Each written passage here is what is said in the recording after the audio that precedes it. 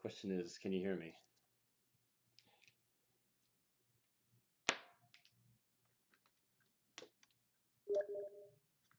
Nice. Okay.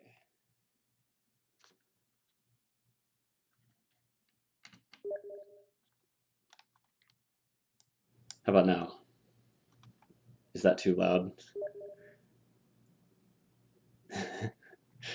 I'm just streaming desktop audio, so. All right, mute Steam.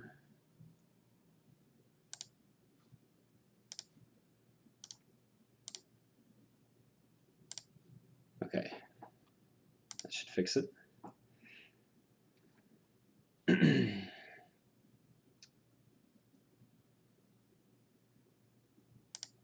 Okay, so I don't know what kind of music.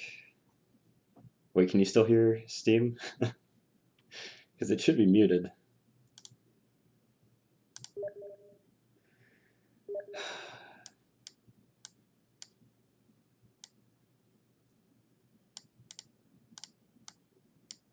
That's why. Okay.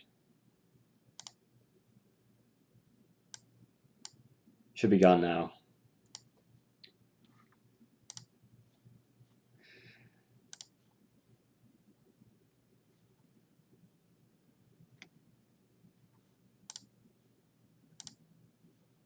Okay, good. So I figured I would just kind of show off this one thing I'm working on. This is going to be really loud, so I guess tell me how loud this is.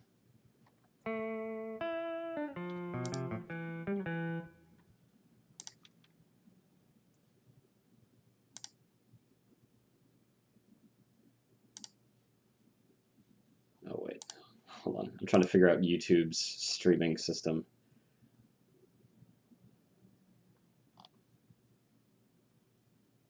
Is he watching yet?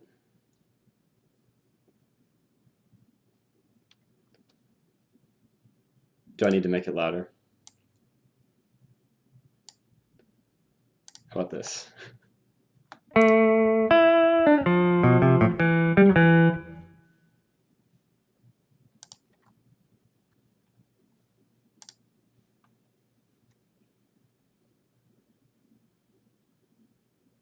All right. I'll split the difference.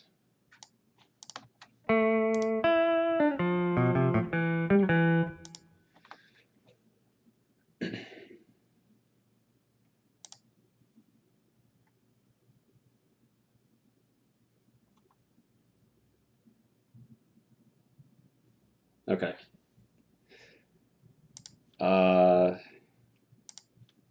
So tell me how loud this is. All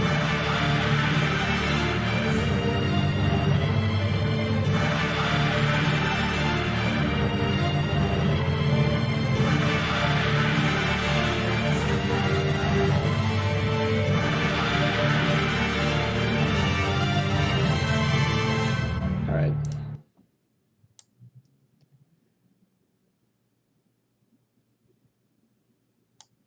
Do let me know if this is too loud. Man, I could really use 2 monitors right now. So,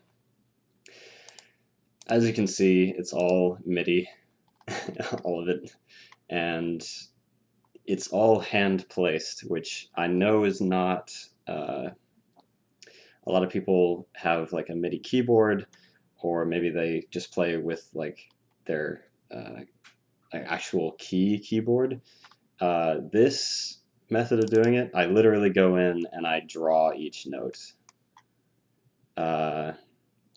And really the way that works for me is that I draw like, let's make a new line. I'll come in and like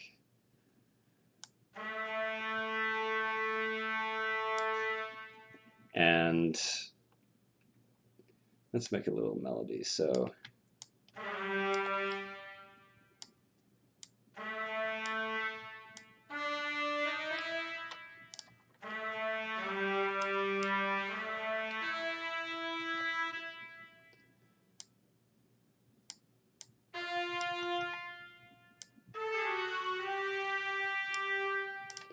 Right now I'm using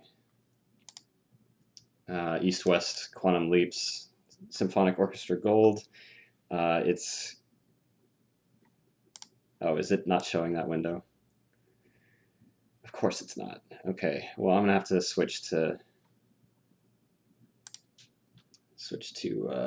actual just device capture, I think.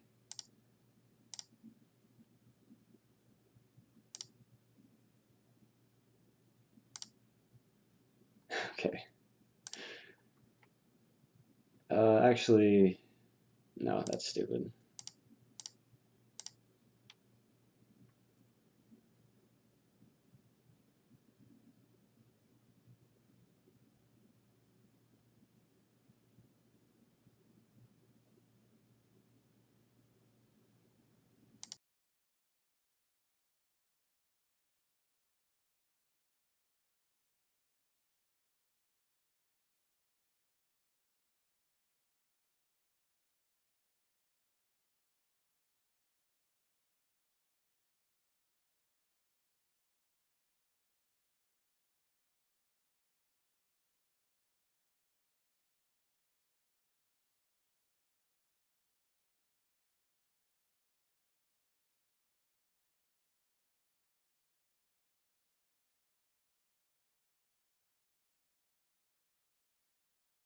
I don't know a better way of doing this, so yeah, so this is the... Yeah, okay, you should be able to hear me. This is the instrument that I use, East-West Quantum Leap Symphonic Orchestra. Uh, it's all right. Typically, when I make like just one line on its own, it's not going to sound very good.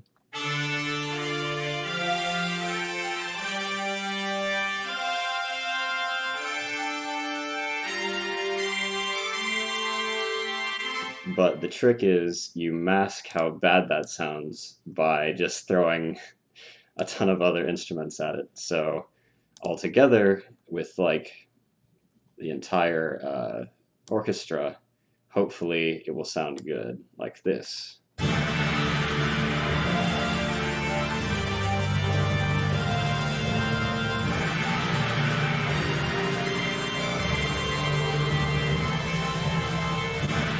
And the real trick there is percussion and stuff like gongs, because that is an excellent way to mask the fact that you have no idea what you're doing. Now, how can I see?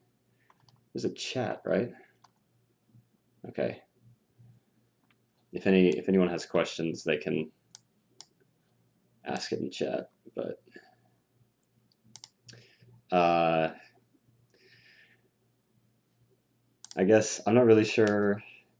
Yes, hello. I'm not really sure how to start this. I guess should we try to make a song from scratch?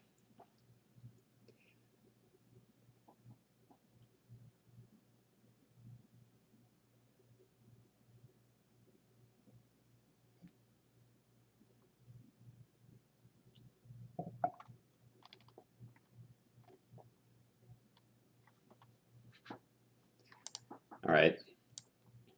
Uh,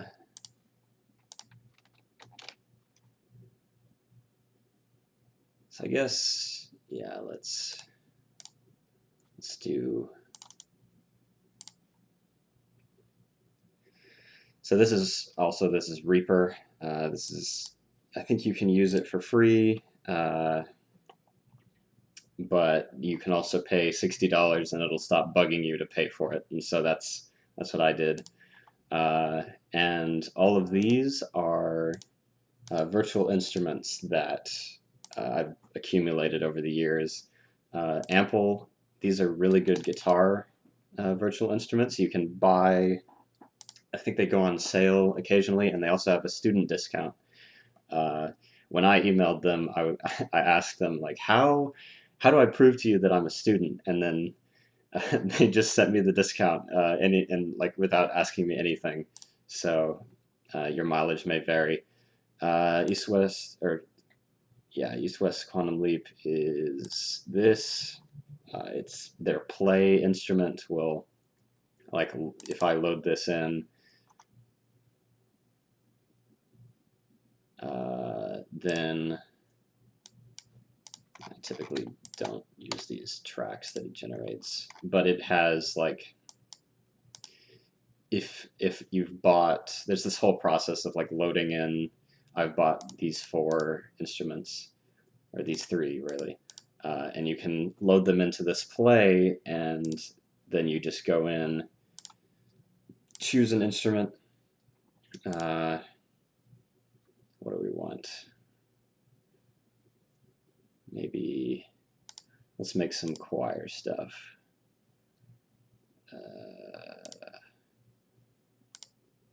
This is their like word builder thing. It's interesting.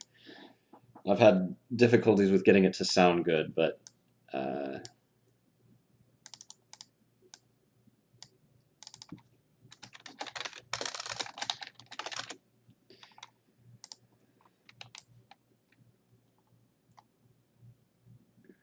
lot of the trick is what instruments you buy and how you overlap them. So like if I take,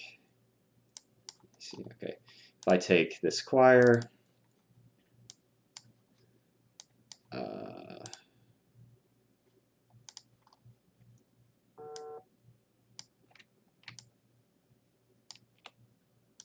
actually wait, it's been a long time since I've used the choir.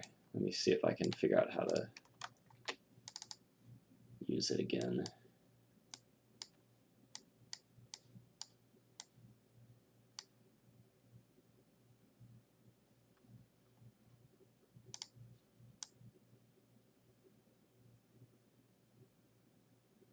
Okay, that's kind of weird. Why can't I hear anything?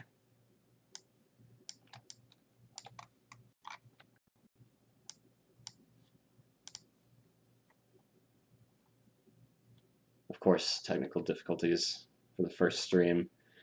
Let's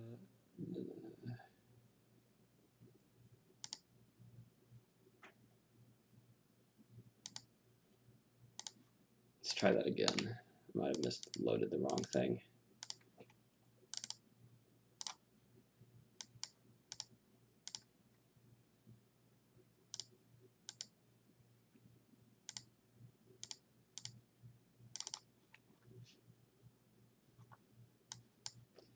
So now, hopefully it will, there we go.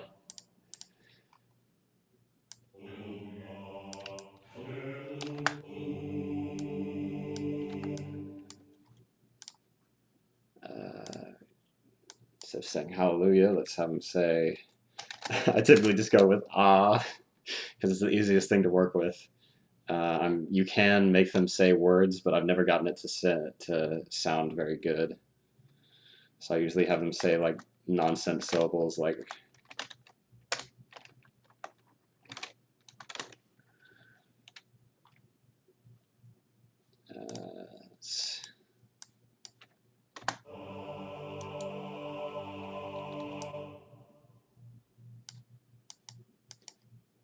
how fast do you want this to be?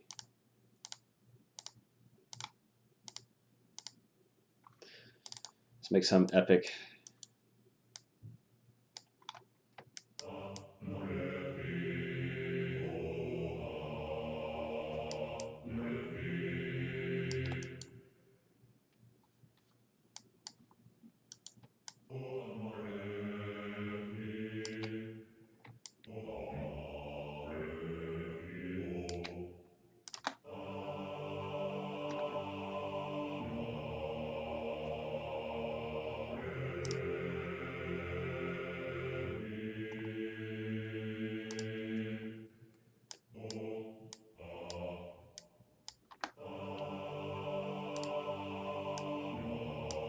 You might be wondering, like, well, that doesn't sound, I mean, it's okay, but it really needs, what does it really need? It really needs, no, that's the wrong one again. Some kind of backing to really give it a sense of scale. And so what I typically do with that is big drums. You can't go wrong with them.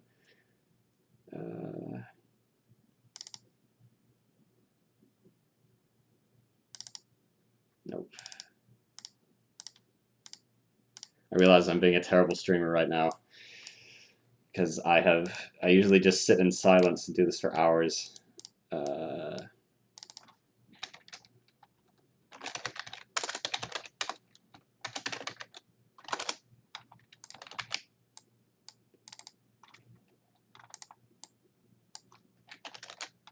And what I suggest is, like, once you've loaded in your instruments, have them on different channels so that it's very easy to just go in, and I know that any notes that I place on like channel 1 are all going to be this crescendo thing. I love crescendos. They're a great way to build up the tension for like the beginning of a song. And then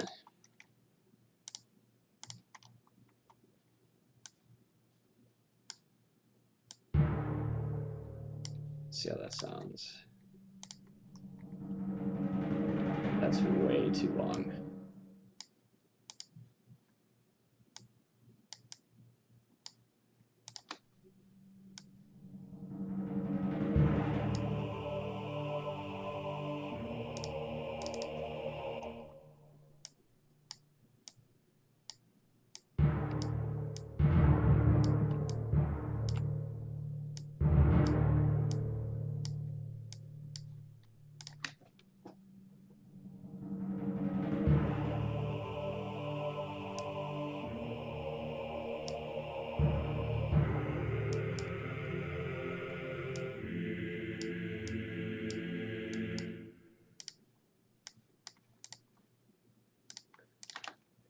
And then we go from there.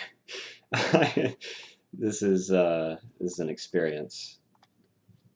So I guess what are the basics of all of this? So yeah, you have your instruments.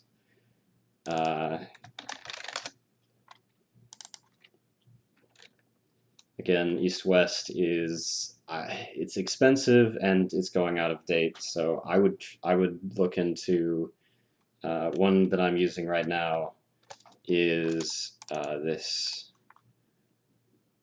contact library that is Cinematic Studio Strings. I've kind of fought with it, and eventually I learned how to kind of control it. There are a bunch of YouTube channels that will talk to you about, like, oh, what are the best orchestral libraries? What are the best brass libraries? East-West, like their symphonic orchestra is just all together. It gives you brass, percussion, strings, and woodwinds. So it's really nice just starting out to be able to have all of these voices and just be able to pick one and be like, oh, I wonder what that sounds like, and mess around with it. Maybe a flute. Maybe a flute would be nice here. And you just mess with them. Oh no, not the choirs. Until you figure out how to make that particular instrument sound good. And the only way you can do that is just to write a ton of music with them. That's the only way I've found to learn from them. Or maybe there's some YouTube video out there that shows like how to use it. So let's see how that flute sounds.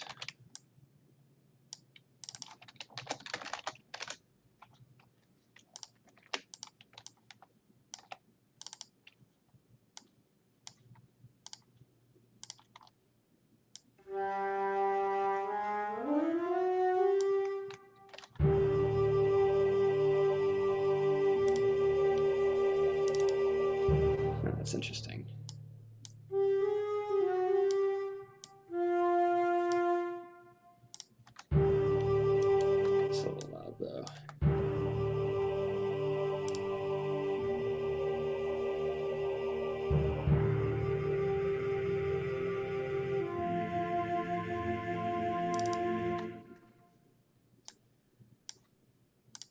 Is any of this interesting? I don't know. I really don't know what I'm doing here.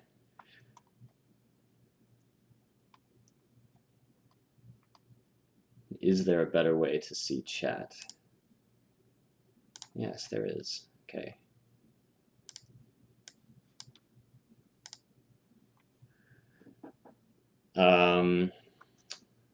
Yeah, where do I start?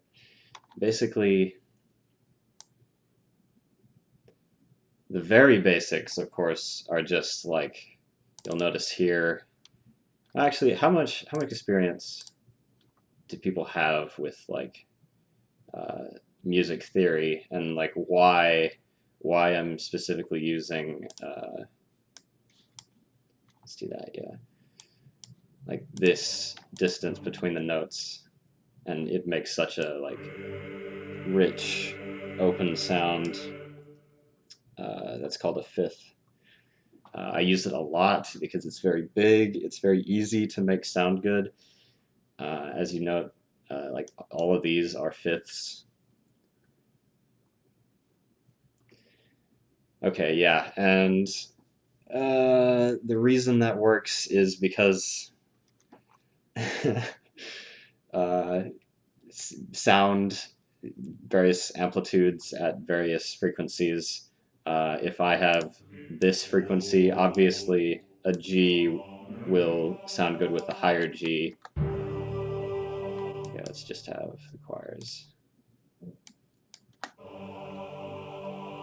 Like that's just having this. It's very big, but it's kind of empty inside, and so the fifth is a very basic chord. You can get fancier and have like the we're in a minor key right now, so the minor third, major third, minor third. Uh, that'll make it sound darker, whereas a major third, because 1, 2, 3 versus 1, 2, 3, major would make this sound brighter versus, and so music theory is very important. I don't know how much I should go into that. And of course, which chords you change from. Like this is our bass chord. If we change from this to down to here, from G to D sharp, that is 1, 2, 3, 4, 5.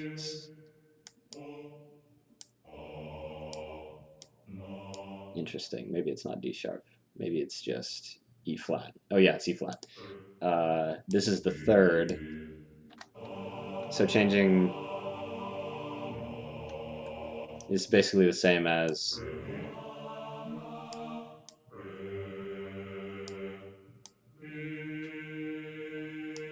that's not a third. What am I talking about? It's 1, 2, 3, 4, 5. Yeah. Okay. Is that a sixth?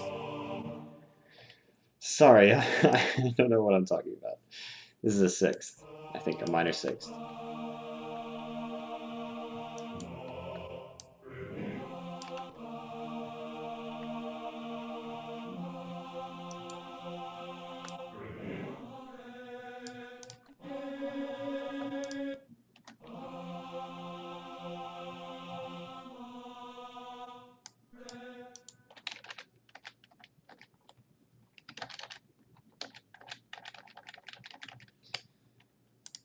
Basically, I just trial and error this stuff and go with what sounds good.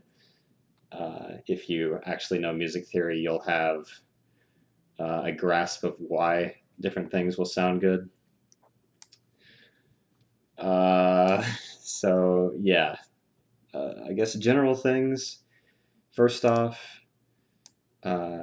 you should have, and that took me a long time to figure this out, you should have a lot of different instruments and use them at different times. So if I just have like this flute and the choir and the drums, for the entire song, that's going to be really boring by the time we get to like a minute and 30 seconds. So let's add some more.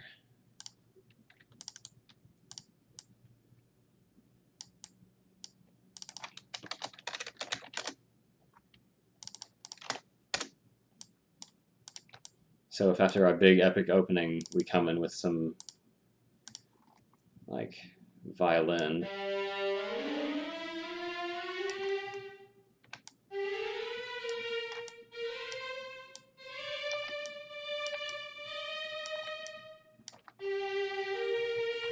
that's too slow.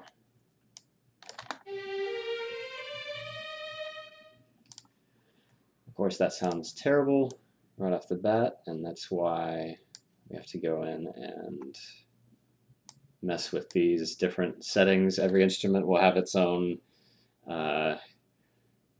weird things that you can tweak. Like this has all the different kinds of like violin.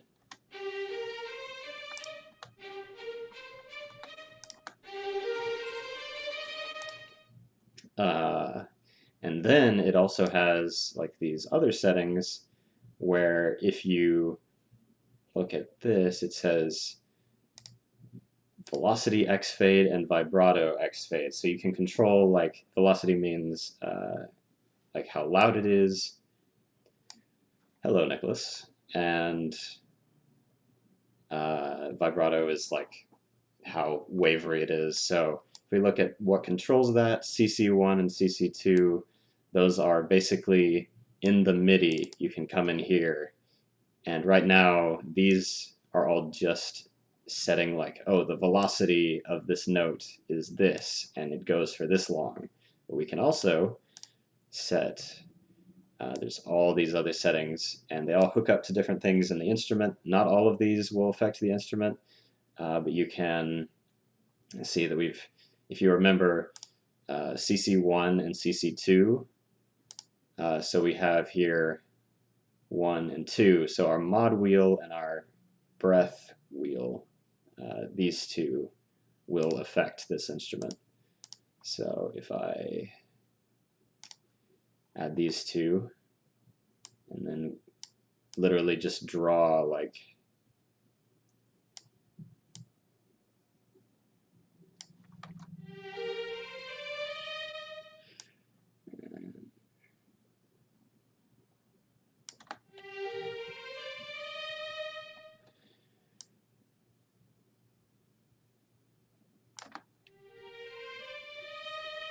can really let you control how the instrument sounds. And each instrument is different on this. It took me a while to figure out that I could come in here and do this. So you just have to mess around and then just look at all of the things that your instrument has, like, oh, what are all these? How do you turn like what does it sound without legato? Sounds kind of bad. Okay, let's go back to with legato. What is this weird advanced legato mode? It sounds okay, but I'm not a big fan of it. And then Consortino, it's good to know for your instrument what the various, like, because these are classical instruments, they have a bunch of Italian names for like what each thing is. Consortino is like playing softly, so we don't really want that right now. And you do have to like dig into all of this. I'm pretty sure this would be like changing between these, but as you can see, they also have these notes. This will be one thing a lot of instruments, virtual instruments, do, is that like C0, that's way out of the violin's range. But it uses those notes to change between these different types of playing it. So if I just have a note, I think it's actually at C1, I think it lies about which one it is. Yeah, so if I move between these notes, then it'll change which way I'm playing the instrument. So first, obviously, we want to start with just sustain. But if we wanted to have, like, I don't know, more of a something else happen, we could go to tremolo. And we would do that by like changing the note. I think you could also, because it has this key switch CC, I think if I add on like a CC 58, like hunt down, I'm pretty sure this would change it, but I really prefer to have it in as a MIDI note, because then I can actually see in the track like what it changes to at any given time. So now that we have this violin to play with, oh, just set that away. We can see like, where else we want to go with this.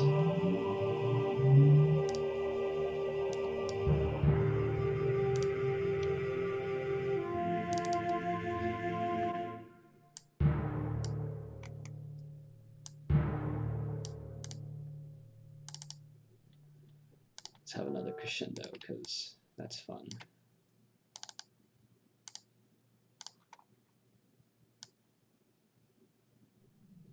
Where is it? There it is. Okay.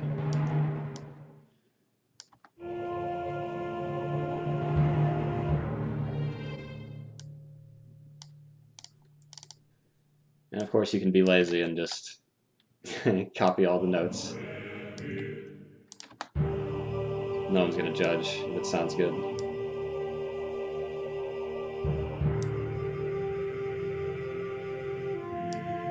And this is one thing that I learned from studying composition.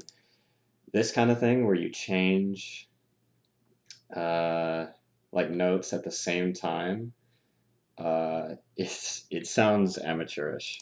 So instead of that, why don't we have one of them just kind of delay.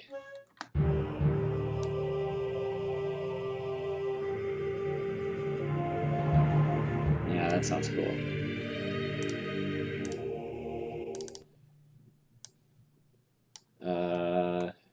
Let me know if you want more, like, how do you write good music versus how do you use, like, these instruments effectively.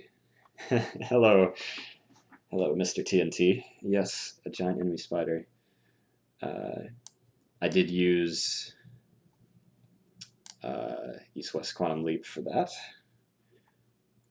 I used the strings and brass. I really need to get a better brass library because I'm kind of sick of this one, but you can still do cool things with it. So yeah, why not have, like, let's throw in a tuba. Yeah, all of these are different musical terms, like exp. I'm pretty sure that's expressive, and it'll be like this long kind of build up of the instrument playing. Mute, I'm not all that familiar with. SFZ is like playing loud but then quietly, so it's like emphasized. So you kind of have to just look through all of these. Marcato is like short bursts of notes, and staccato is very short. So you have to just literally load all of these instruments one after the other and go like, what does this sound like? Right now, let's use this tuba. Always set them to different channels, because if they're all on the same channel and they overlap in terms of what notes they can play, you're just going to be making a mess of things. So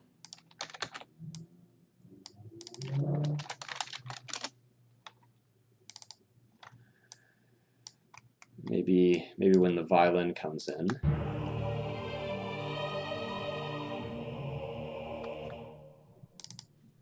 we can emphasize its arrival by a tuba or something.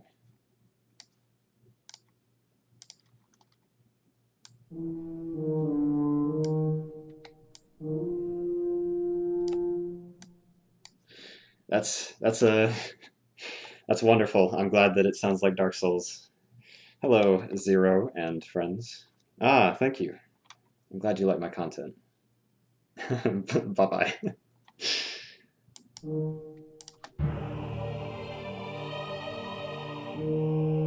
Oh god, that sounds awful. I think I'm out of its range. I think it's too loud as well.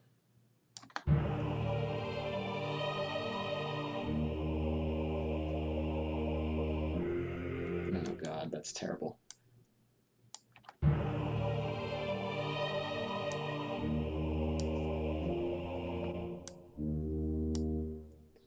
Maybe the tuba was a bad idea.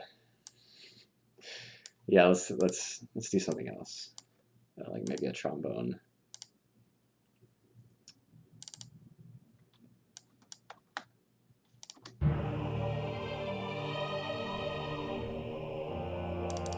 No, that sounds terrible too. Let's just go with the cello. Brass is kind of hard to work with when it's not in a big group.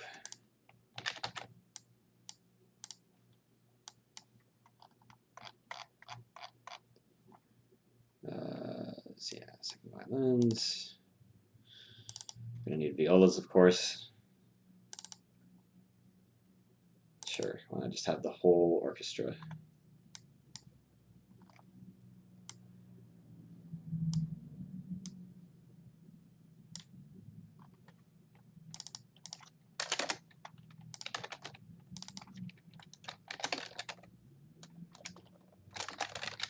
Something that is really specific to orchestra is stringed instruments are going to be really quiet compared to brass. So if you have, like if you notice in like a typical orchestra setup, they'll have a room full of string players, like tons of violins, tons of violas, and then they'll have like four like tubas and four trombones or something like that. Just because brass is so much louder, and you're really going to have to fight. If they're all playing at the same time, you're going to have to fight for which ones are listenable. How you decide how you want music to sound. Change it 1 second at a time until you like the sound, move on to the next instrument. Kind of. It depends on, sometimes I'll have like an idea, like I'll think, I'll wake up humming some tune and I'm like, oh, I got to record that and get that down and make it sound right. And that's very hard to do because by the time you're trying to like actually put it to instruments, it'll sound terrible to you and you'll move on. Uh, but other times I'm just messing around like I am now. Like, uh, for instance, you just have to find a starting point. Like I know from experience that a chord like this sounds very big. Uh, so if I want to start a song to sound, let's say I'm writing a piece for the first scene in the game when like the hero is waking up and they see the sweeping landscape. Obviously, that's got to be really big, so I'm probably going to use chords that are very basic, very like 1, 5, 8, just big sounds, and then you can kind of think like, okay, well, it starts with like ah, well, where's it going to go next? If you want something like heroic sounding, like maybe the hero is about to do something great. Maybe you want to have a rising thing, so maybe like you can place the bass note of the chord, which is really the one you want to think about first. You can be like, okay, one, we're gonna move up here, and then he'll be like, I'm even higher. So, and then just make chords based on that.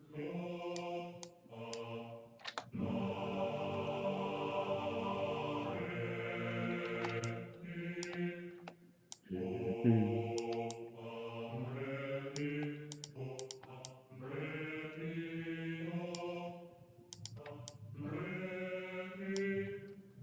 That's going to sound terrible.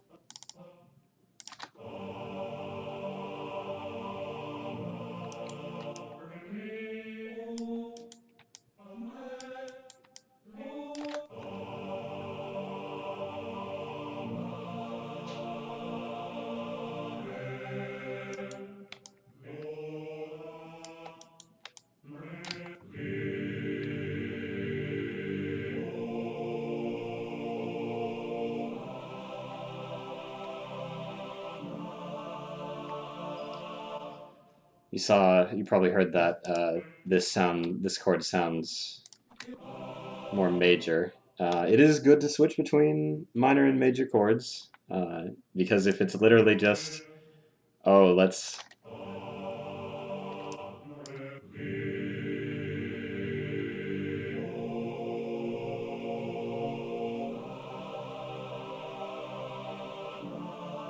if it's all minor, then okay, maybe something really bad has happened. But if it's all minor all the time, you're just gonna fatigue on that sound. So keeping in mind, like, how much do you want to stray from your standard sound? Like right now, we have this constant like rise, and that sounds a little, to me, that sounds a little like, okay, what, like, give me something more interesting. So you might just mess with the chord until,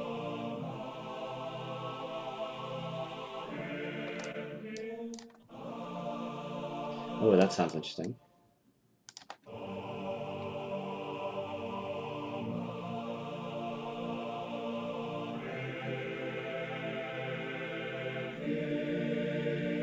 That sounds very, it sounds great. And then, like, once, okay, I'm okay with how that sounds, yeah, I move on to a new instrument. So, yeah, like adding the flute. Let's see how that works.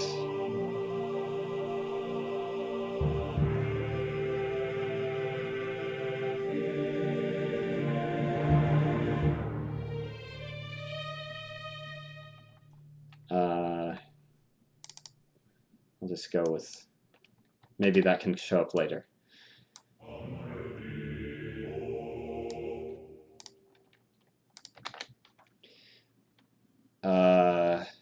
So right now we're trying to write,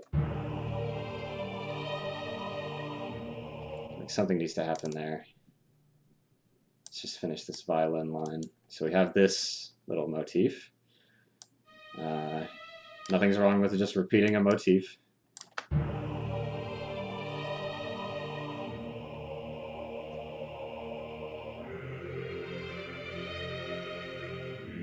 But you're probably going to want to do something with it. A lot of people just will take, like, oh, I have this violin line. Let's just take this and, oh, yep, let's make a song. Yep, there we go. There's our song. That's kind of a crutch. Really, you want to, now that you've stated it and restated it, well, let's do something.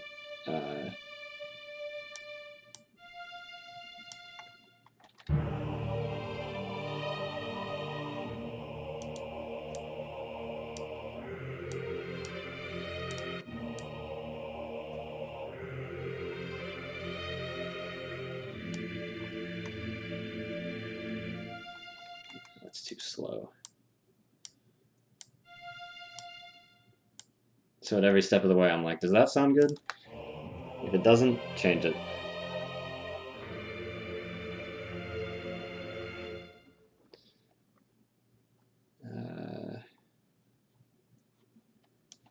And now is where we can repeat. Because we've stated this, we've stated the response, now we can state the first thing again, and then here we probably want to do something different.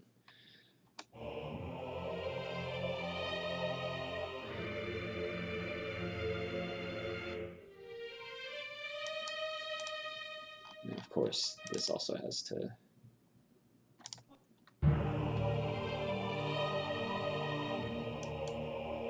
you can kind of get away with it on a bass line because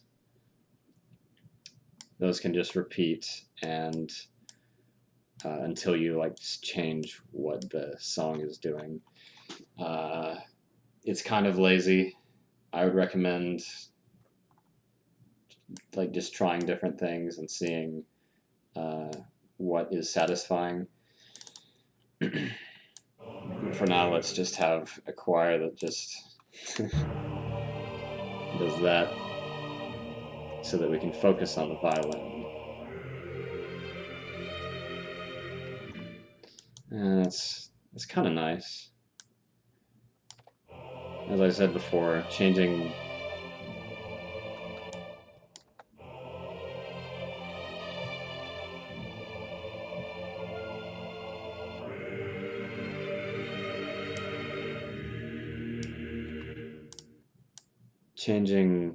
notes when at the same time that other instruments do is it's not great practice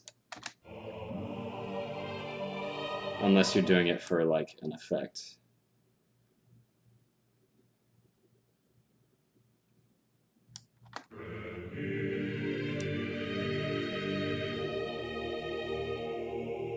That sounds terrible.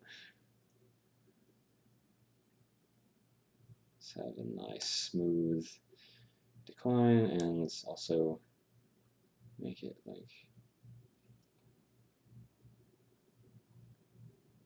the vibrato go back down.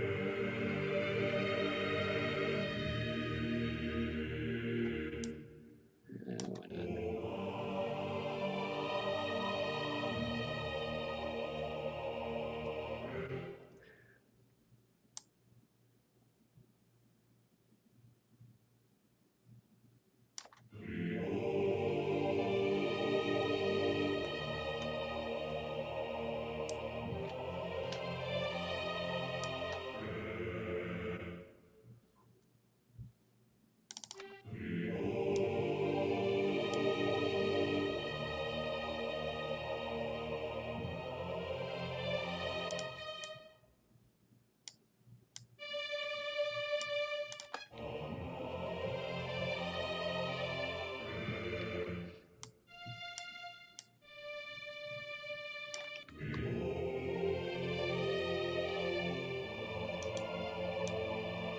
No, that sounds terrible.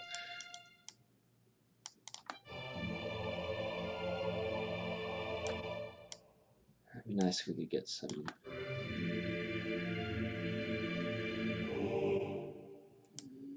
Sometimes instruments that only play one note at a time, you can like overlap, and they'll what's called portamento or glissando. They'll change like without doing the da da. It'll go like da. It's you really have to. Each instrument is different, and you really have to figure out which is the one you want to use, or like how much do they have to overlap for it to sound good. With this strings library, I haven't really found a good way of controlling that. There is like, I think there is like mentions this portamento velocity and volume, and I think that's for like changing the note, but you really just have to mess with it. That sounds okay.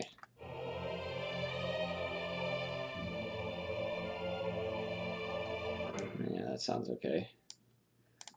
Is the only program you use MIDI? Well, pretty much. The one thing that I will say is that doing it this way, where you're just entering it note by note, I think I'm one of the only people that does that, because most people who learn how to write music will pick up like a piano.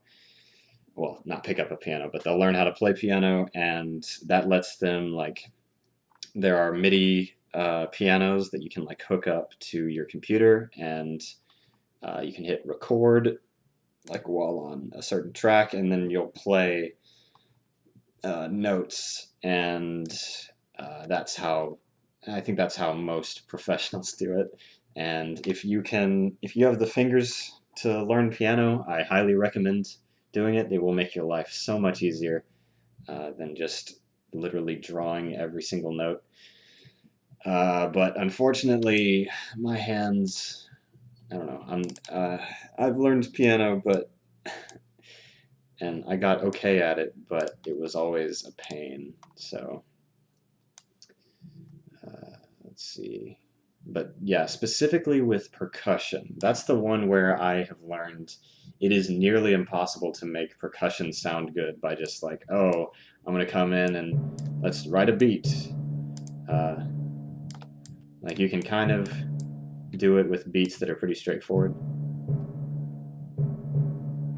Like that'll work fine. But then what if you want to do a more complicated beat, like something that has swing?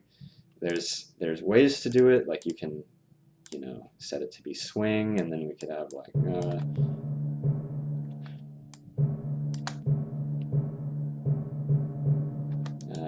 that it's hard to make sound good. Really, like even I will use. Let's see, I haven't used it in a while, but there's some kind of most DAWs will have like built-in virtual MIDI keyboards, and you can see that like oh god, you can see that they you press something on your keyboard and it'll play the note.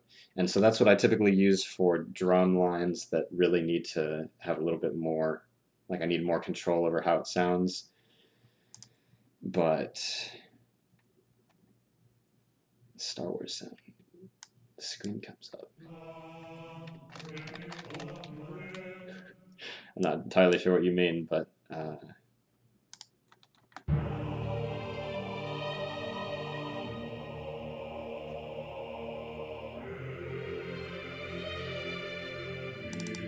that's not great.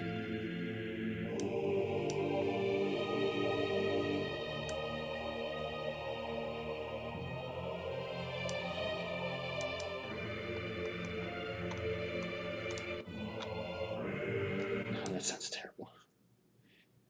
You do want smooth volume changes.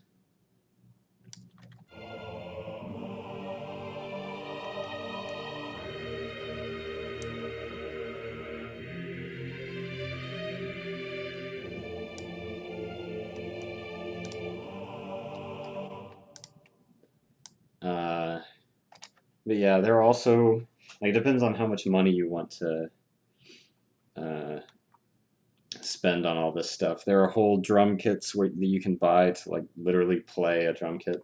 It's just a hobby. I also make games as a hobby, so it's like usually I'll be writing music for like a game, some game project or other.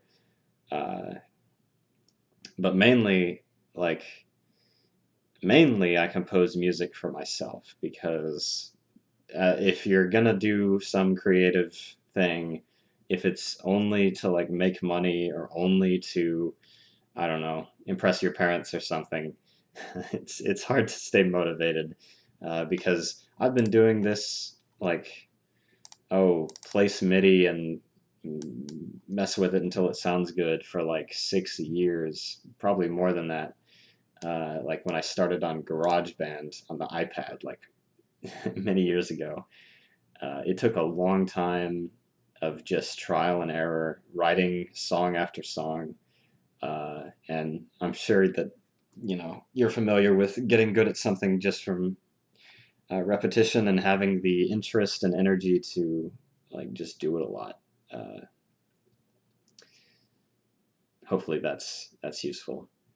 And you know, I can show you all this stuff and be like, oh, look at this stuff that I write so easily, and you might think, okay, well, that sounds all right. Now I'll go write something, uh, and like even if you just are starting out and you pick up like a virtual instrument, uh, you really will have to mess with it a long time before you can consistently make it sound good without just trial and error, like just listening to it, nope, that doesn't sound good, replace it. And eventually, you'll get to the point where you kind of know what different instruments do well. Like uh, if I go into strings, and I know, because I've used it a lot,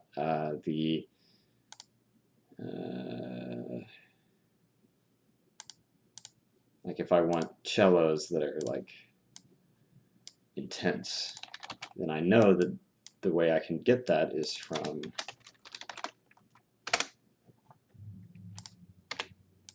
this instrument.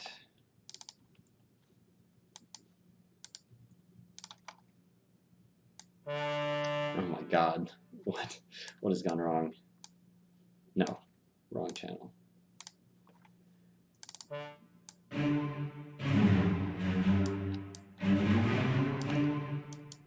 So let's say we want some driving, like dun dun dun dun dun dun. Tempo is way too slow for that. And you'll learn little things about your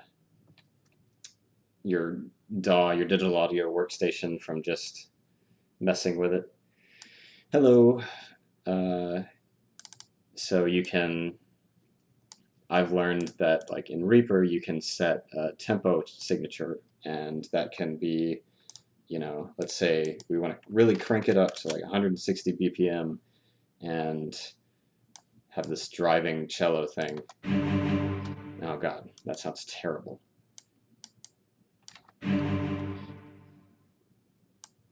Maybe this was the wrong instrument to choose. Yes, exactly. That's how you learn things.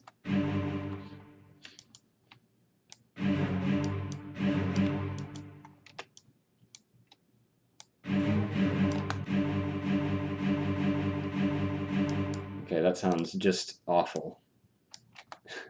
Maybe I haven't learned anything.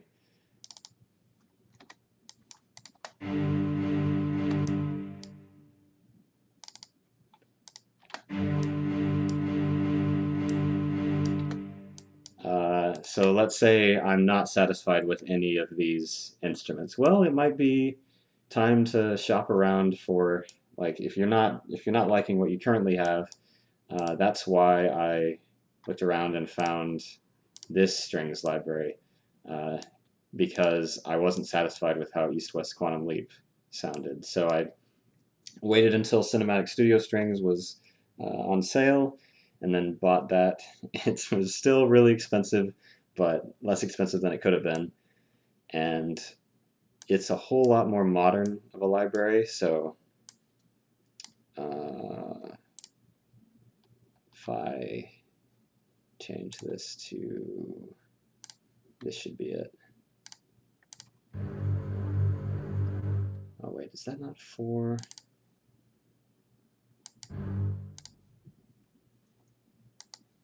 I'm still on channel 5.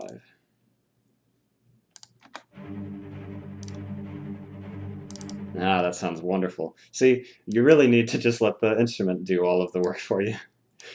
If there's any takeaway from this, it's that if you really, really want instruments that sound professional, and you're wondering, like, I just can't get, you know, if you're using like free instruments or even like relatively cheap ones. And I know this sounds really elitist, but when you are willing to pay like $400, I think that's how much this Cinematic Studio Strings cost, and it's like one of the cheaper ones. It might have been 100 or 200, but if you can save up and buy it, it will pay off, because what you can do with these comes so much easier than just like uh, the much more affordable ones. Unfortunately, that's kind of just the way things are. And I know that some people are like, well, just, you know, you can just pirate it. And yeah, I mean, sure, good luck, because I don't have any experience with that. But yeah, let's see what we can do with this. Like, I know that, again, this is a very open chord, uh, so this will sound very epic. We can literally just write the Avengers theme. I think that goes like... Nope.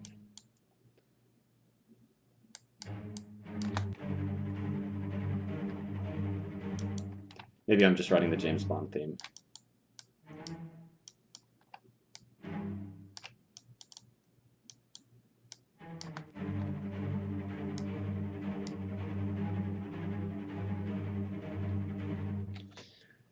That sounds great, but it is just James Bond. Let's do something different. But yeah, this is a very open chord, so if I wanted something that sounded more, I guess, intense, you could do like a closer thing.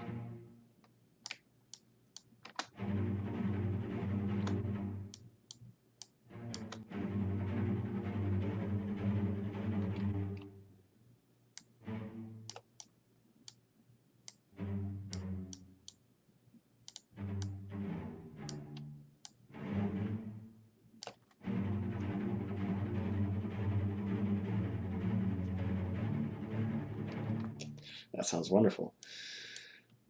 And of course we can just repeat that. Or, if we're not just going to be lazy, we can instead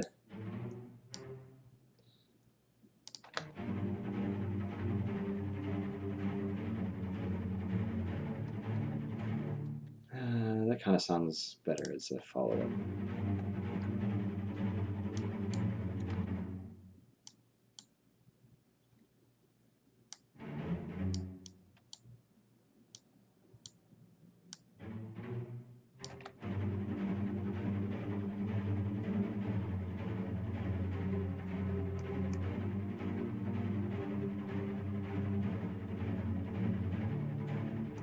Yeah, that sounds great. Really, we need... It kind of sounds... doesn't really sound dynamic.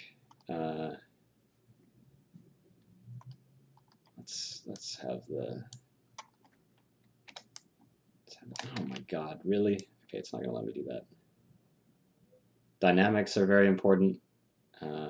If you're always loud or always quiet, you're not going to have the same like just variety in your music. So make sure that you change things around. It doesn't have to be, you know, expertly planned out. It's mainly a feeling thing.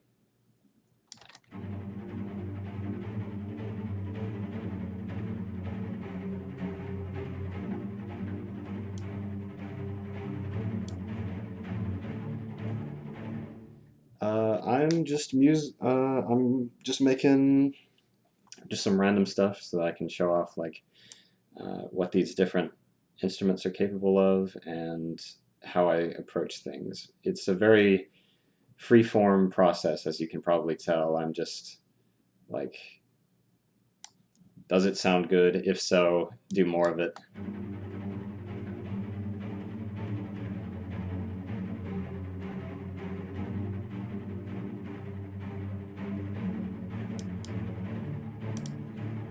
Now that we have that, we should probably add something to it. So, what do I have? Like tubas? What? No.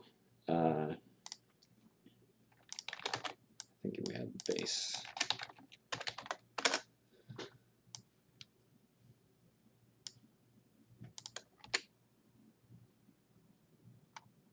Now, what would go with that? Well, we've already established in this song the timpani. We established the choir, so we could do more with them.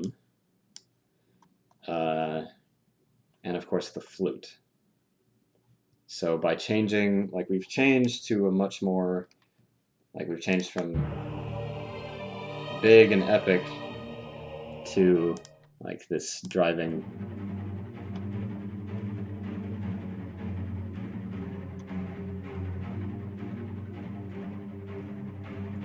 this thing. So we're probably going to stick with similar instruments. You don't want to you don't want to overplay your hand with like, oh, here's all of the instruments I'm using in the entire song all at once, unless you're intentionally doing that. So after this kind of thing where we're playing a lot of the instruments, let's focus in on a couple of them. These are just different techniques to get the most out of what you're using. That's very nice.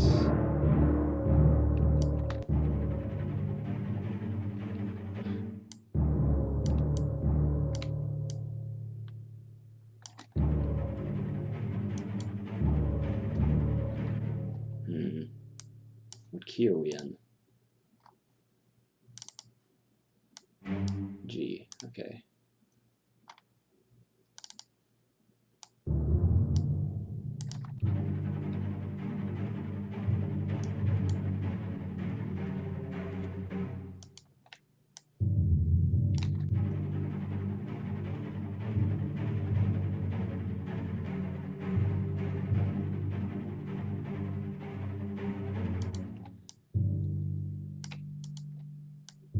That's a very simple drum line.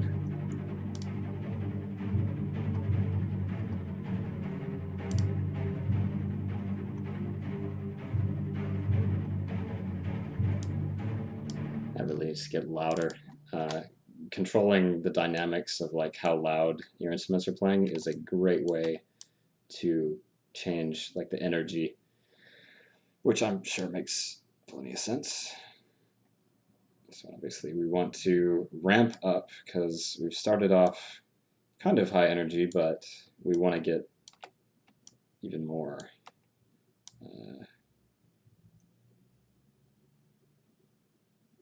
energetic. Now that should sound, just kind of build up to. Nice, okay. And we've also, as we've established, we have these crescendo things.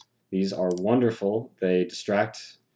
Anytime you can add percussion and just random sounds happening in the background, it'll distract from how robotic your instruments sound.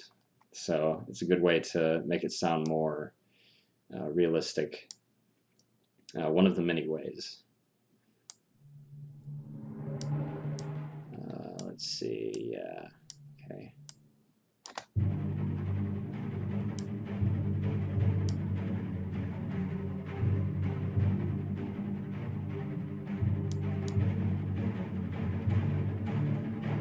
That's too slow. So it'd be louder. No, that might not work actually. Maybe that's.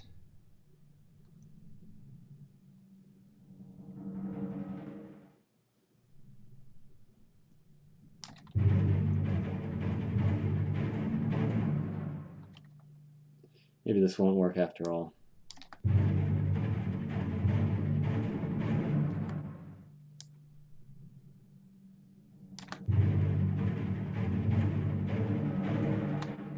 Maybe it'll kind of work.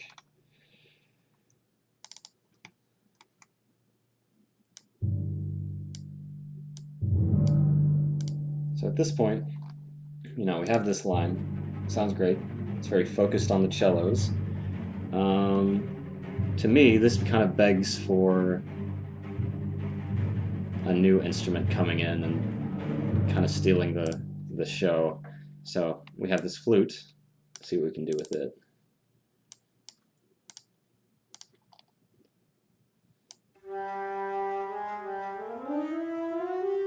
Of course, we can just have it be like, but that's kind of what we did before. It was just this like long line. So instead of that, let's see if we can make it like, nope, that sounds awful. Let's see. A lot of instruments will also have this like ability to change between different ways of playing it, and that's called key switch. So if I add that instead of our basic thing. This is what I was talking about earlier, where different instruments, you can play the very low notes that are out of its register. Or if like the instrument is very low, it'll probably be up here, like very high register notes that'll be out of its register, and that's how you can change the different ways of playing it. So if that's the basic way, then we can kind of look at how these are different. That does not sound different. There we go.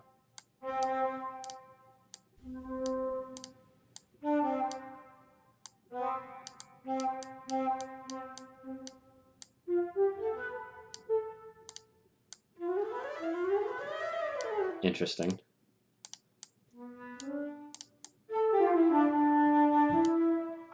That might work. In that case, we probably have to, yeah, okay, so that's E, whereas this will be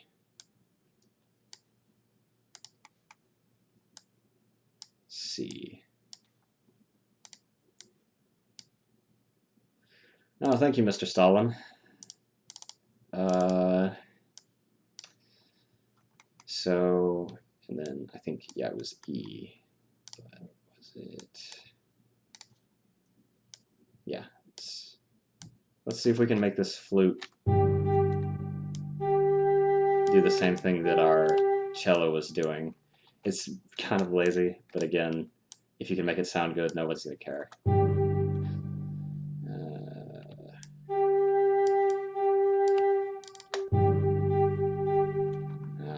Doesn't sound great.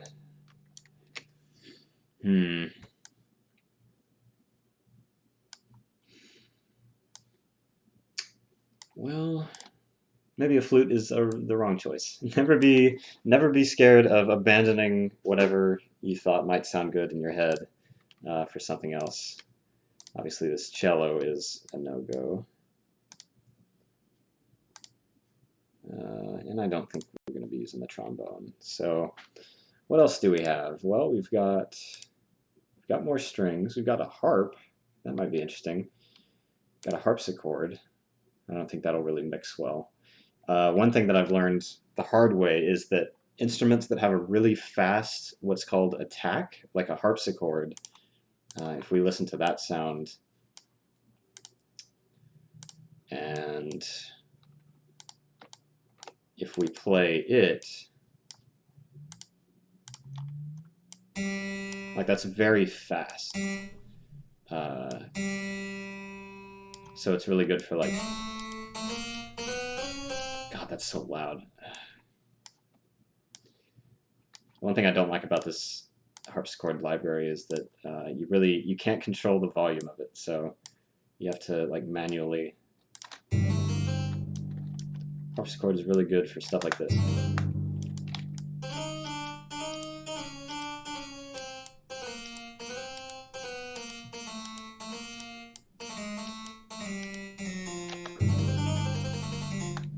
Well, whatever.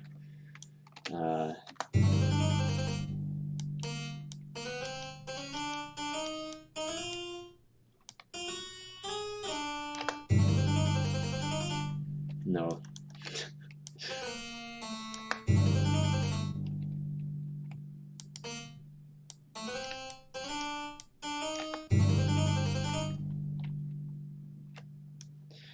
I'm not convinced by that.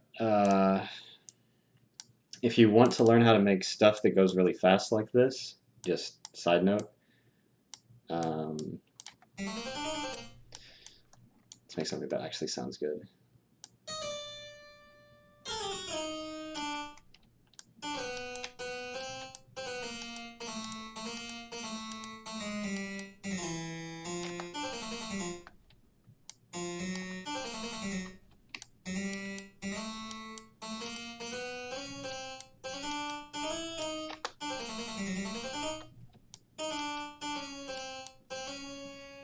And yes, if you're wondering how I stay sane when like moving these notes around is like just hell, yeah, I agree.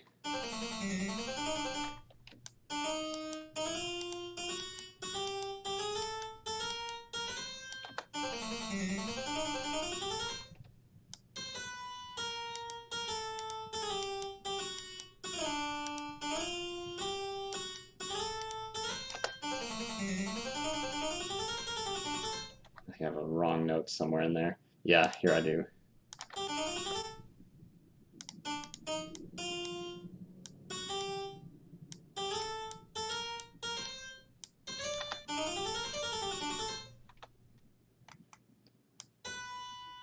And whatever you want to write. If you want to learn how to make stuff like this sound good, I really recommend listening to Beethoven. Has some really nice stuff that does, like, I learned, let's see if I can replicate it. It's a way to climb really, like, instead of just like, oh my god, instead of just doing something like this,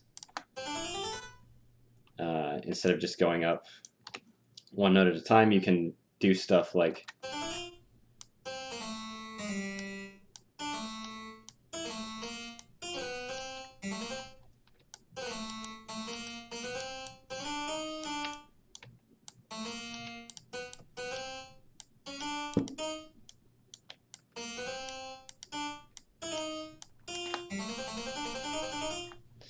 that's a nice way to kind of to make runs and like rises sound more interesting. You can do the same thing with falls, and you can of course also just do this where it's like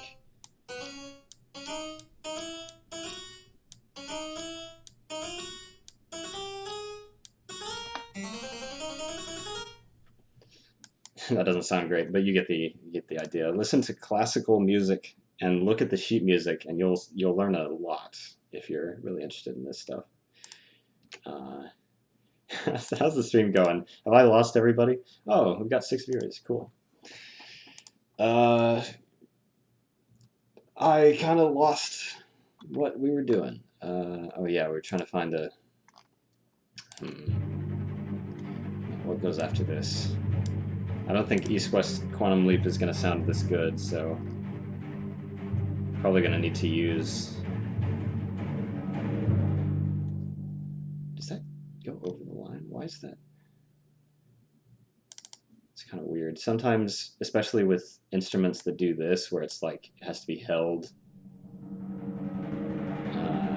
they're kind of not great to work with. You kind of have to just figure out like what starting point will make them sound right.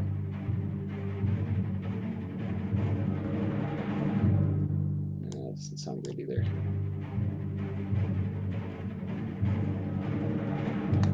Sounds okay.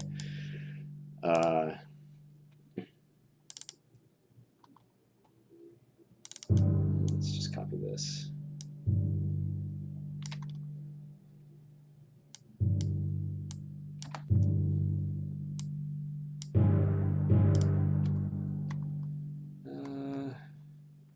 Of course, we'll have this just going merrily along. Now we want a lead voice to come in. Let's do a viola and kind of steal the thunder.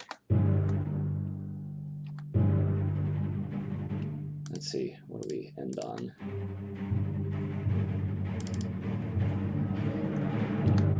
Now what goes well after that? You can do this where like the lead voice comes in at the very start of the beat, and like it's like, hi, here I am.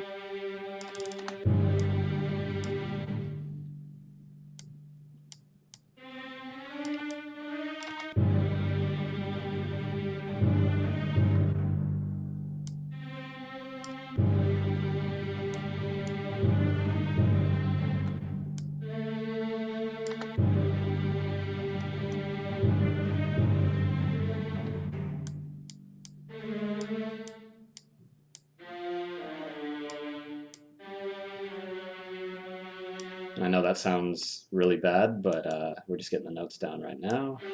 That's pretty low. Let's do it here.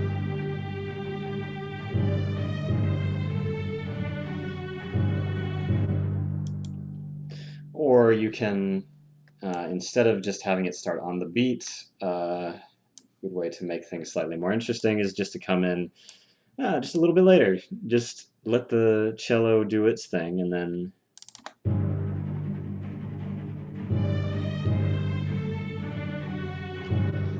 that's something that I think is pretty common.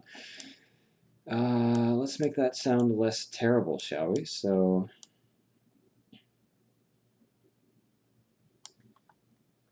first off, what setting is it on? Okay, it's just on sustain, legato. That's, as we said before, we have these little nice little ways of controlling how it sounds. Mod wheel, again, is the vibrato. So maybe something like that would sound nice. Oh no, it's the other way around. Breath is the vibrato, and then mod wheel is like how loud it is. So we kind of want it to make its presence known a little bit less abruptly. So if it starts off quieter, might be a good way to introduce it better.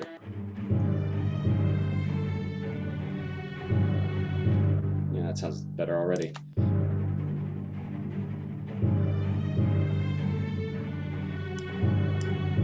That sounds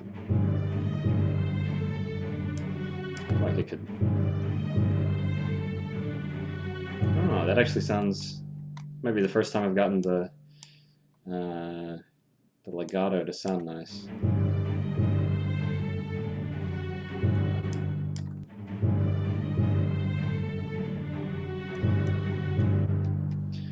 And that, we've just added a higher voice. That sounds like an excellent place for a low voice to come in and just be like, set the foundation. Ah, yes. Ah, yes, the bass.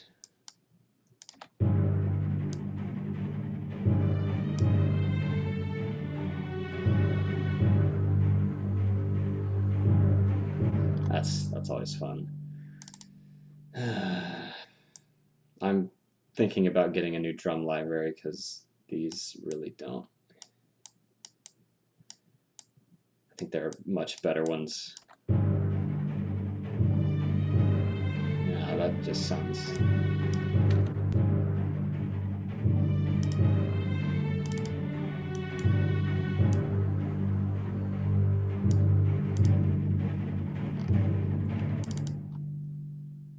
Sounds okay. It's so low.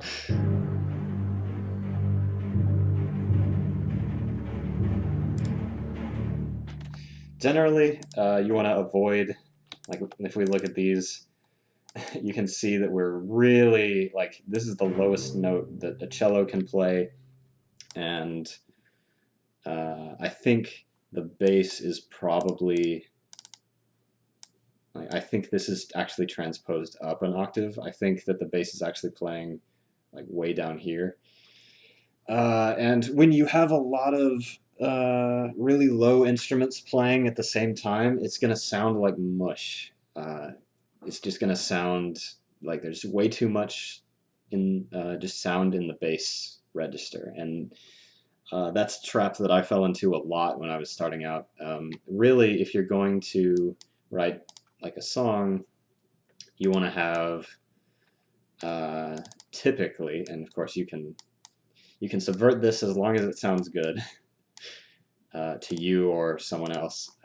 You want to have like, oh, you have the high registers can be a whole lot closer to each other than you get to like the medium. Actually, this might, and you start spacing them out more.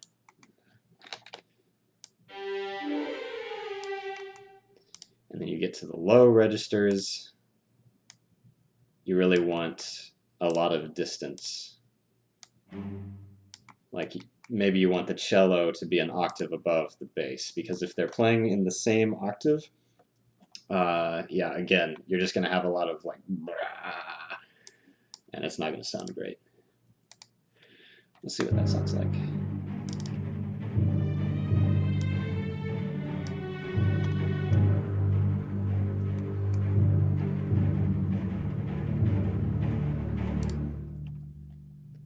Maybe we can get away with just continuing this for a while.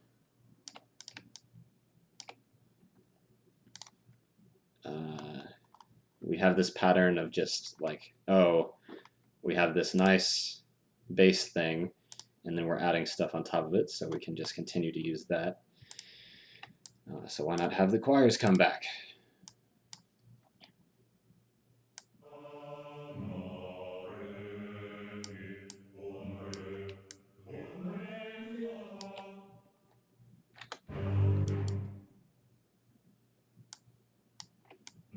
I've never gotten the choirs to sound right when it's like fast like this, but we'll try again, I guess.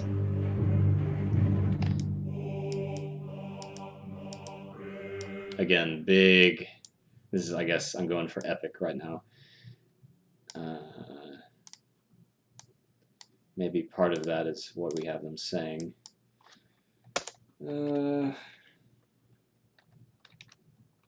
Maybe consonants would help.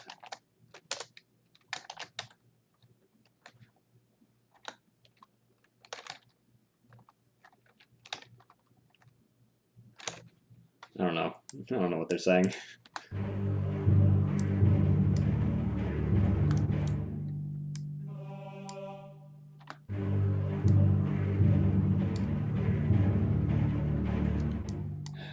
Come on, choirs.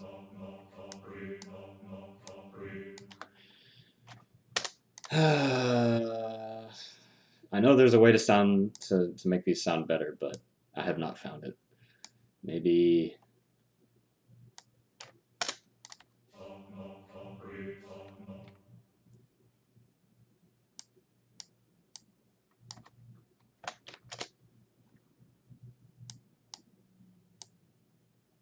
Again, it's a whole lot of trial and error.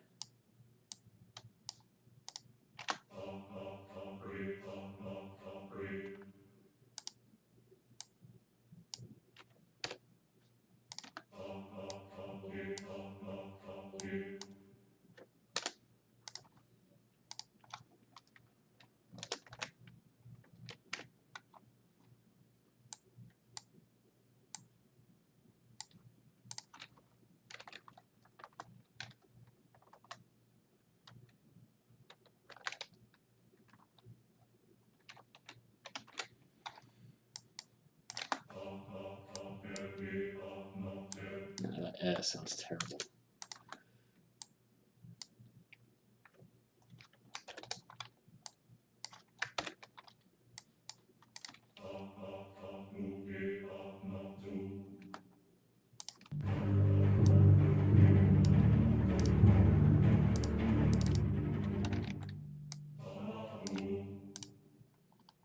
Oh, I'm the wrong thing. Okay.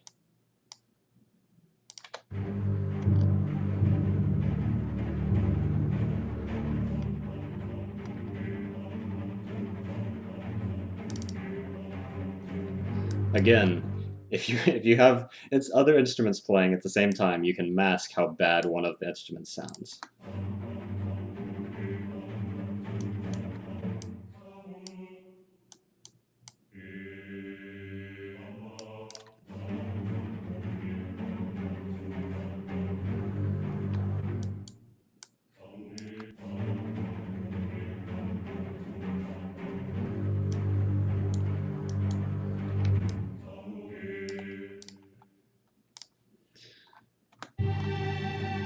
Whoa, what is... Oh, right.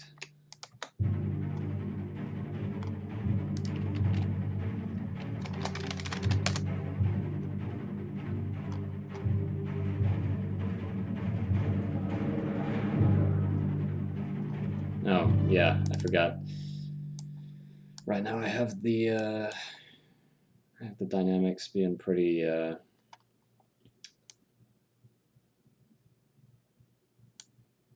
Don't forget, like, the shape of the song that you're writing, because I had it, like, ramp up to up here, so if we just start, like, from really loud and then suddenly gets quiet, like, you can do that, but it doesn't really work here, so really we want to, like, slide into that better. I guess I can just do this for all of them.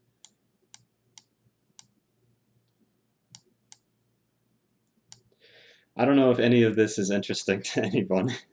I'm kind of just in the groove right now.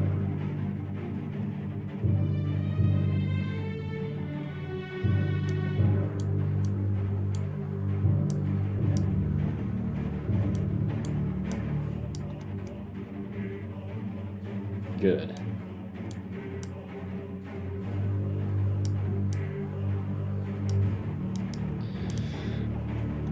And now that I'm hearing it, that is a very boring, just like da da da da. Uh, let's see. We have this kind of dun dun dun dun dun. Mm, you can either add to that or subvert it somehow.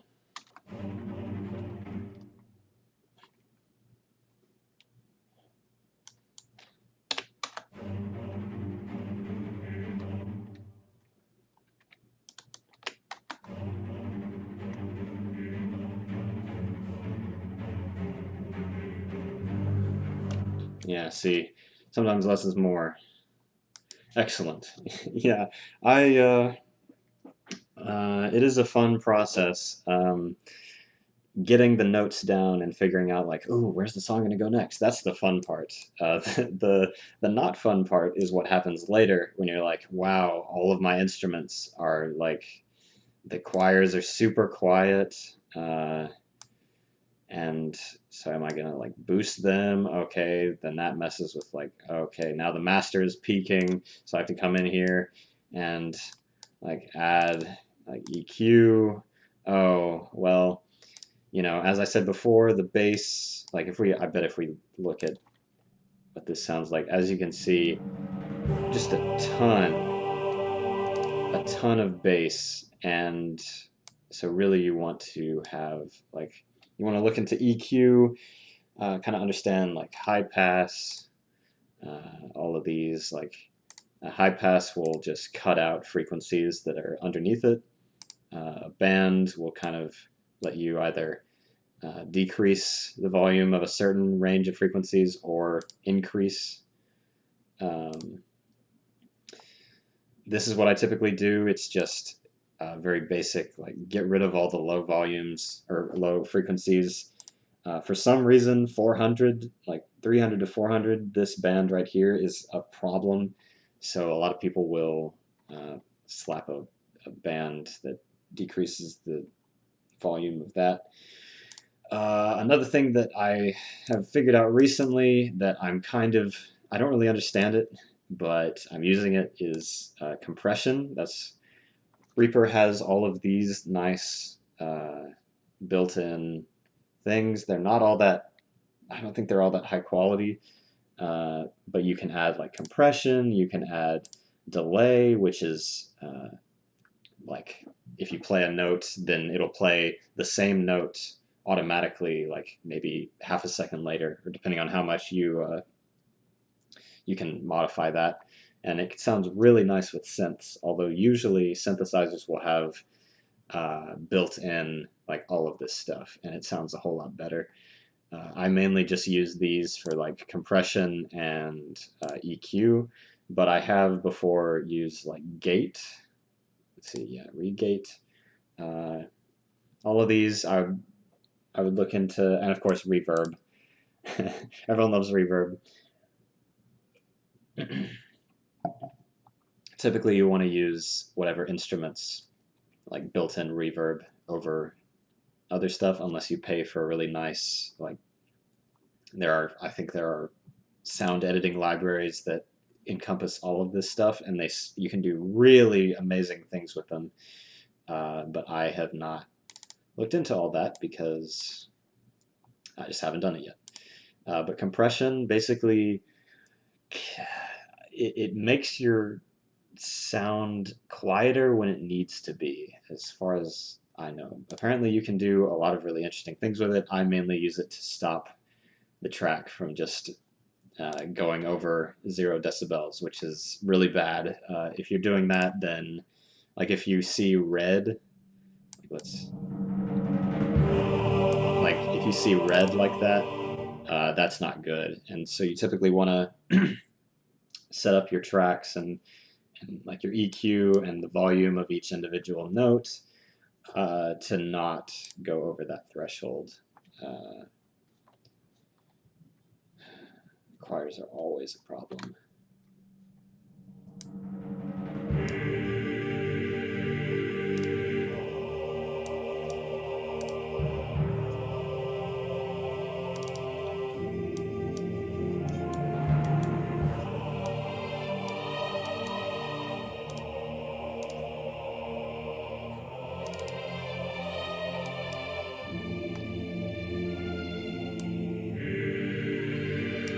As you can hear, this is kind of rough.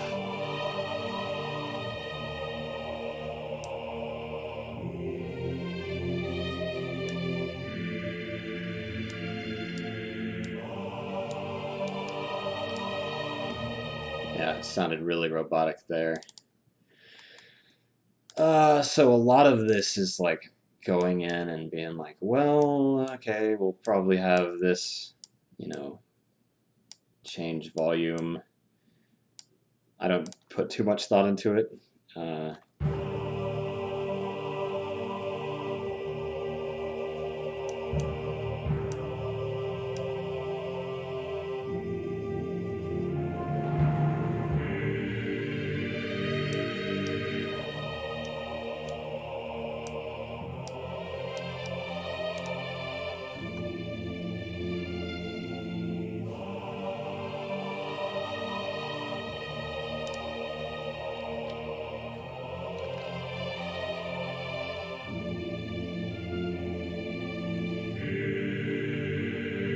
Yeah, that's very.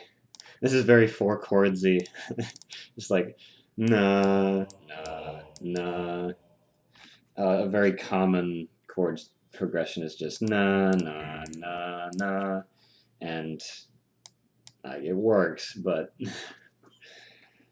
I try to do at least something slightly more interesting than that. Anyway, yeah. How many people have we retained? Yeah, 4. Any of you 4 people have questions? Ask them.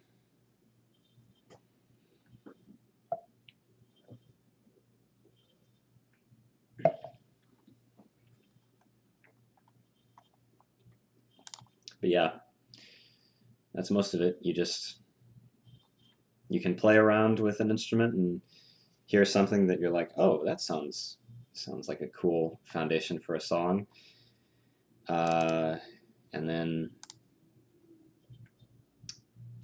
yeah, you just add on new instruments on top. How do you know when you want to use different types of instruments? It's a lot of it is from experience. For instance, and I mean, you can kind of guess like, oh, if I'm using a violin, maybe it would make sense to also have, you know, the rest of the strings family. They're going to work together well. That's just what they do. Same with brass. If you have uh, you know, trumpets, uh, maybe a French horn, a trombone, a tuba, they'll probably work well with the trumpet.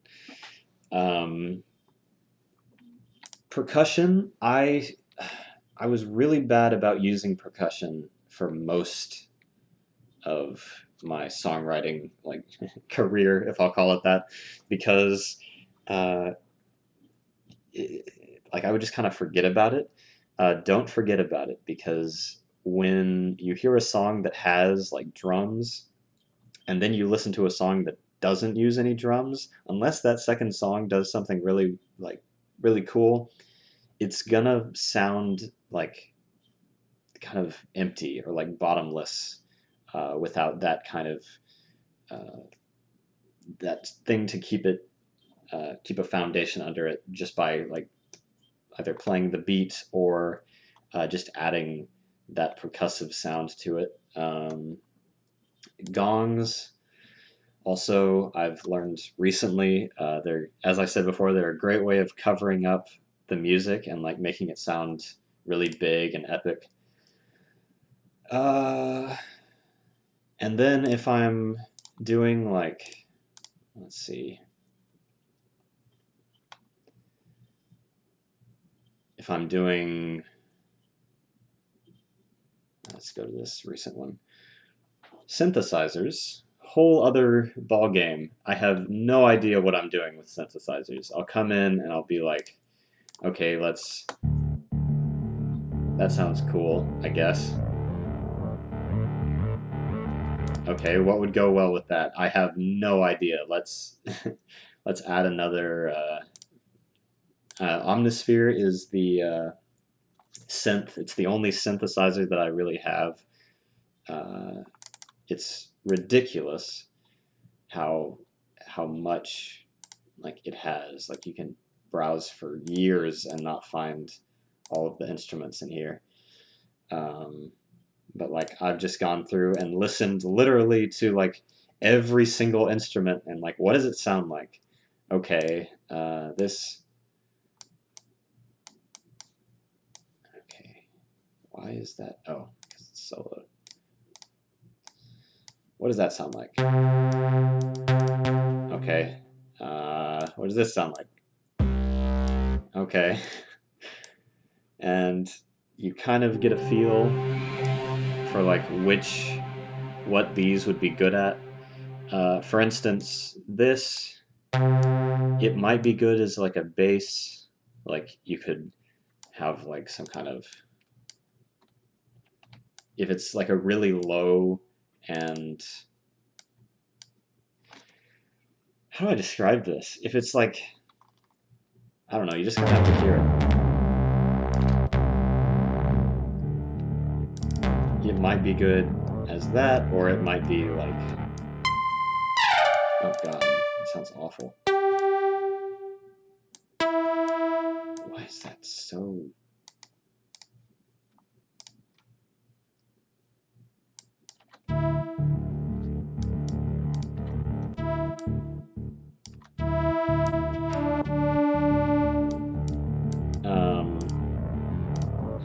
If it's in a higher register, it's probably going to be good as like a lead instrument. I guess we'll just go back to, like, a violin will be good at like either at playing melodies like this, or it'll be good at just providing a kind of atmosphere for the piece. Like if I just have them playing long. What? Do I not have a violin? I do. What is it doing?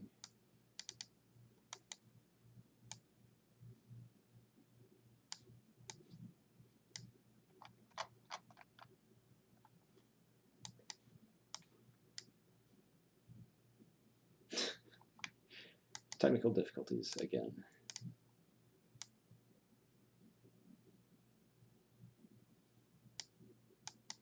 It says it's playing. It probably got unloaded. I'll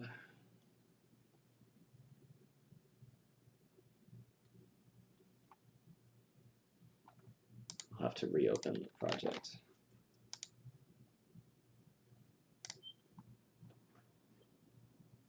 Also, these VSTs are ridiculously huge. Like they regularly take up either tens or hundreds of gigabytes. So definitely have like a lot of storage, or use like a less heavy one. What is going on? Oh, I know what it is. It's this. Nope, it's not that. Okay, the violins just aren't working. Oh, maybe it's because of the harmonics. Come on. Play. Well, that's not working.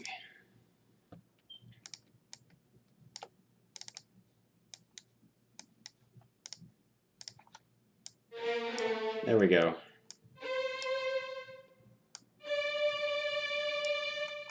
If we just have this violin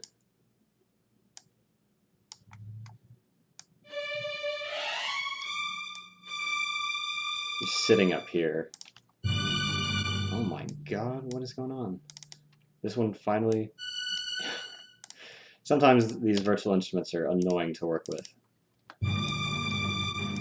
That is piercing. Instead... you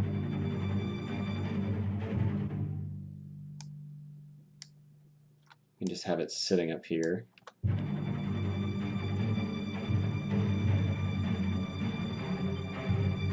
That's not great.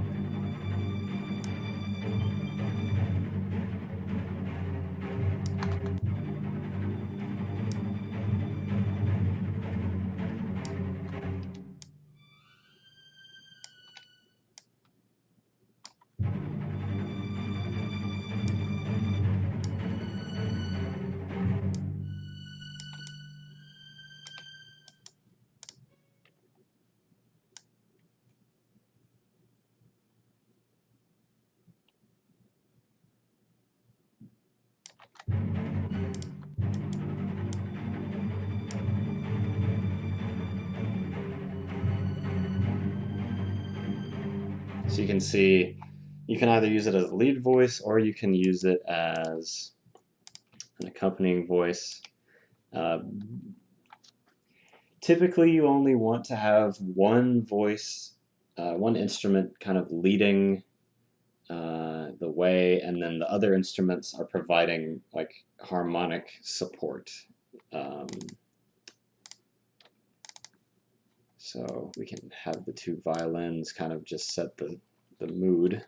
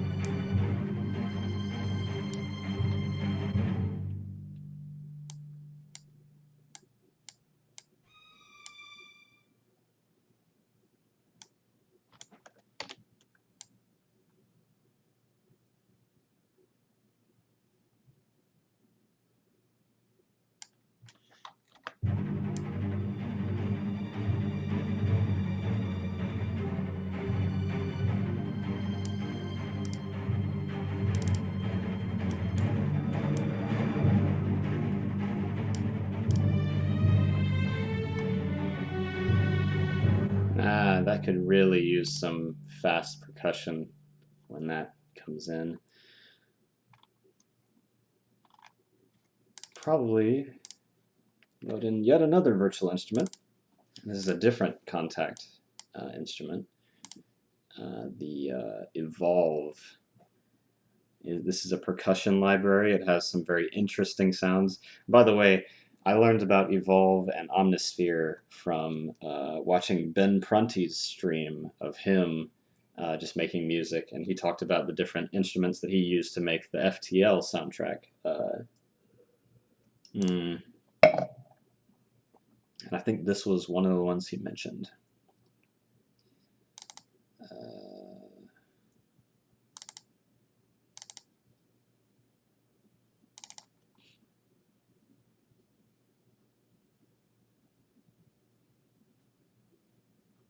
I don't have much familiarity with these. Oh, they have gongs. That's cool.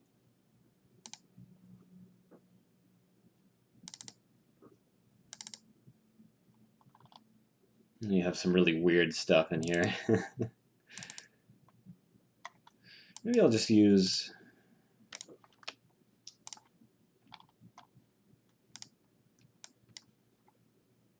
taiko drum.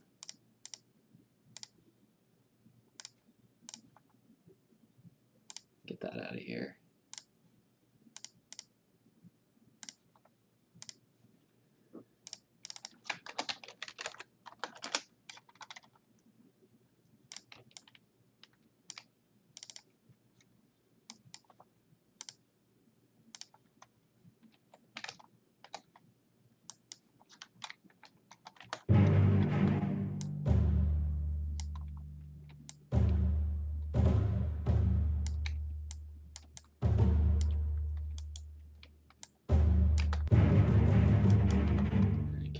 Explicit.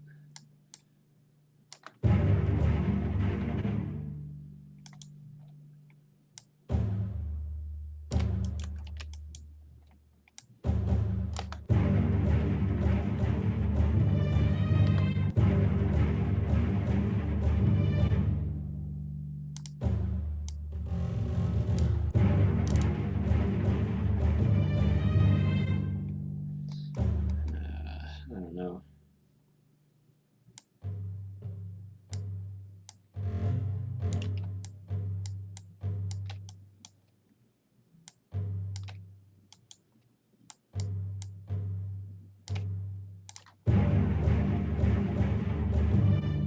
You have to be careful with this kind of thing because it can sound really artificial.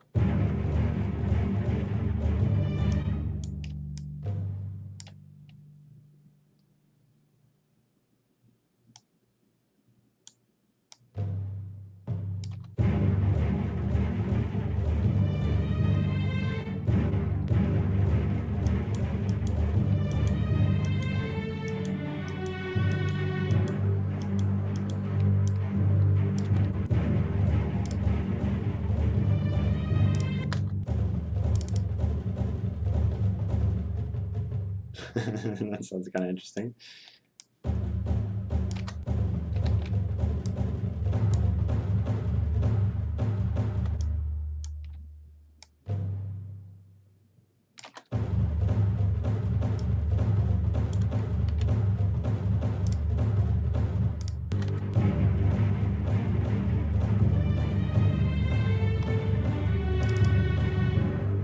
Still not convinced by that.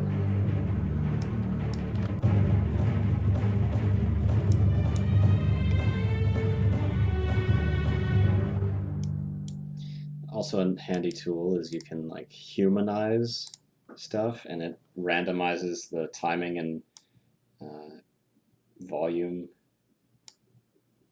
It's an interesting feature.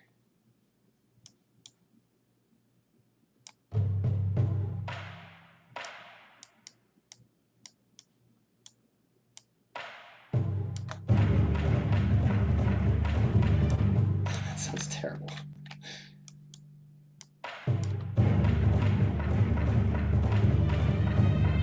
Good Lord.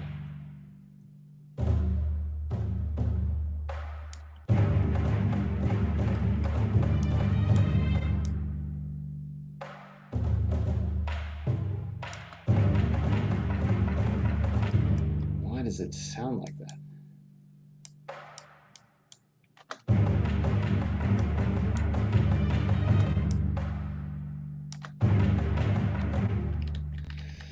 Maybe this was a failed experiment.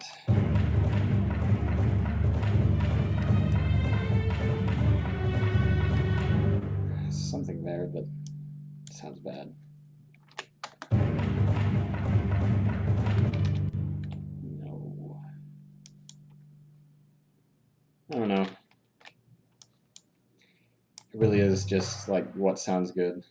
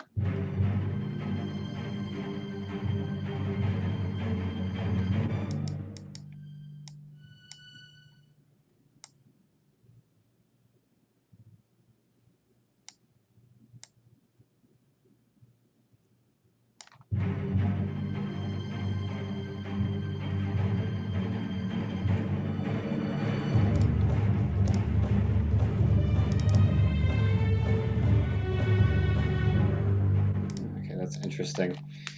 But yeah, you just do it by messing around a lot, and eventually you stumble into things that sound cool.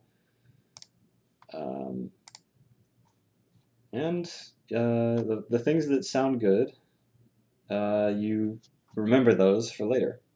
And even if you don't end up using them on that song, it's good to think later, like, oh, okay, that sounded good, but it was a little high energy for the song I was writing, so maybe I'll use it here, or use like the same general idea of like, oh, a taiko that hits fast, or a choir that goes blah.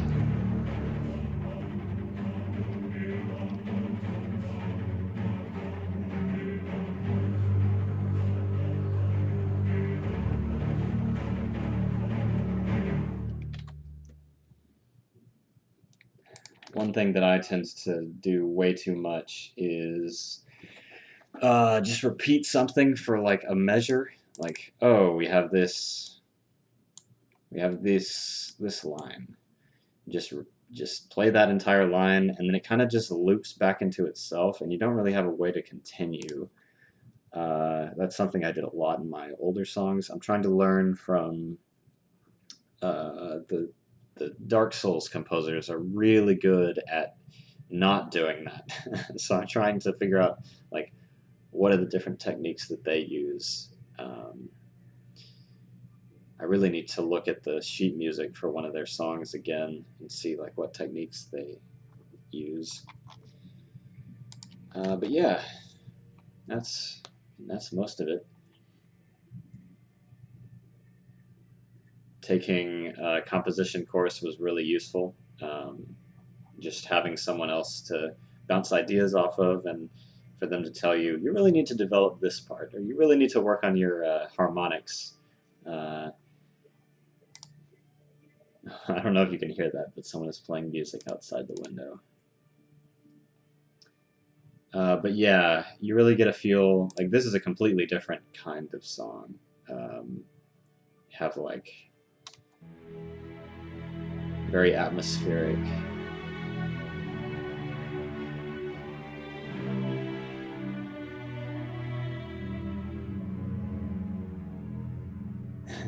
Well, thank you. Uh, I have a long way to go, but doesn't everybody?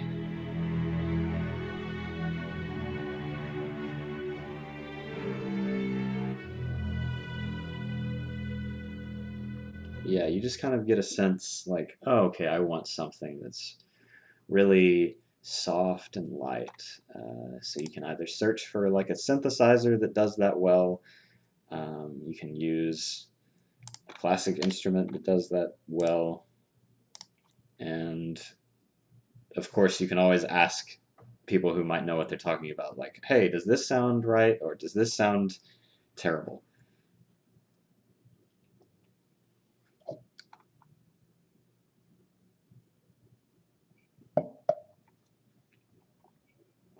That's cool. Yeah, I'm also making a game, which is why I'm writing some of these. This one. Uh, how are you finding Python?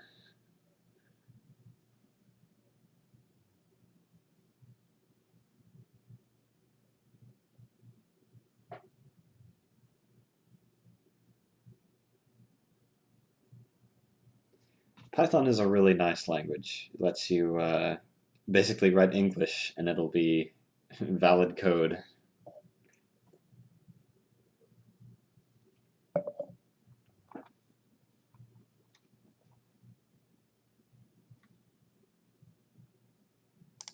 Yeah, it's a great language to learn. Um, yeah, that's what I do for many hours on over many weekends. Is just sit down and I'm like, maybe like this one. I had a song that I wrote way back. Uh, I have way too many of these open at once. Let's close some of these.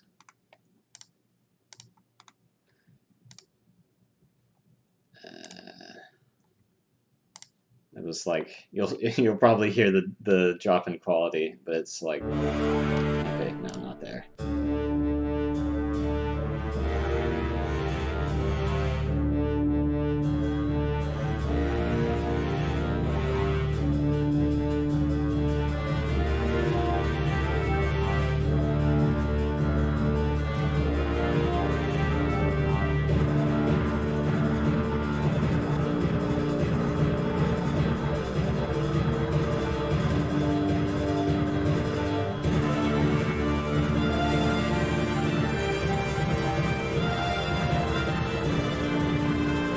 But as you can hear, like for one thing, it's all brass. It's kind of derpy sounding, at least to me. Um, but there's some little something there.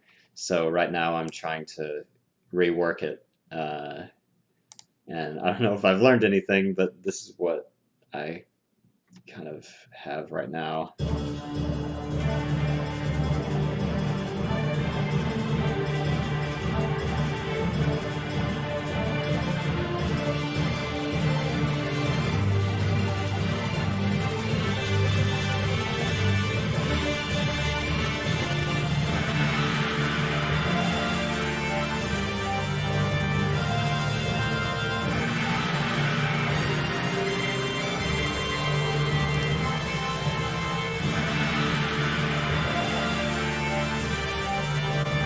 Yeah, and this is very rough.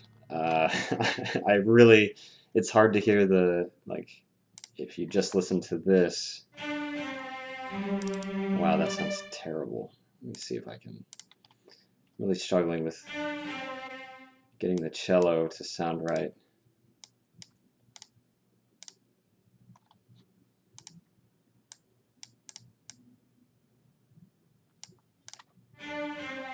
Why does that sound like that?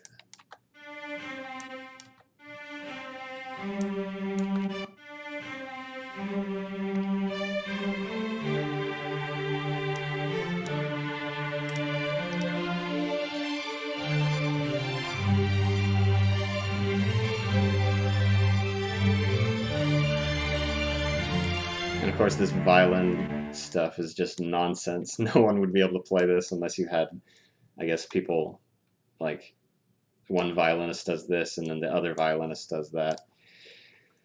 But because we're using virtual instruments, we can do anything we want. But yeah, I think I need a better brass library. It really, I don't know. I don't like how this, like,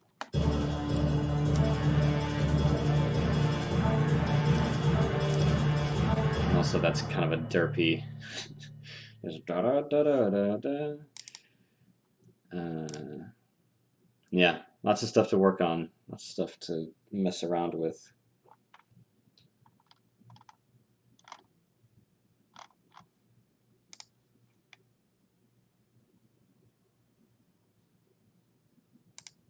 But yeah, good luck. Good luck writing music, and I hope some of this was in any way useful to somebody, because when I first started, I really didn't like it. Didn't I couldn't find people online who would talk about the instruments they used, or if they did, then it would be these massive, like, full on, the like. Let me see if I can find. Uh, what is it?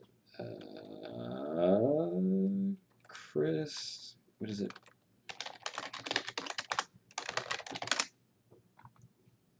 Yeah, Chris Mansell. I think he talks about, like.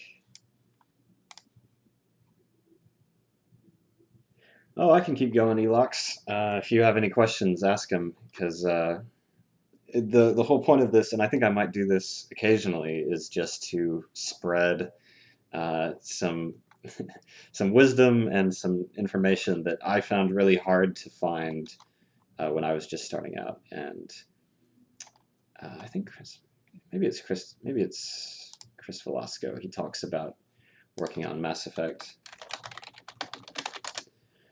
and he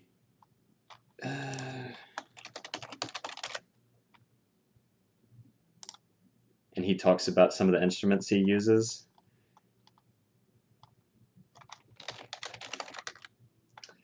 Yeah, it's not this interview. Yeah, what software? No, I don't want to subscribe.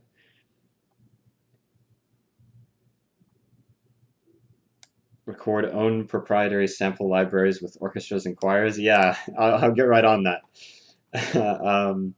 But the thing I'm looking for is they have these images of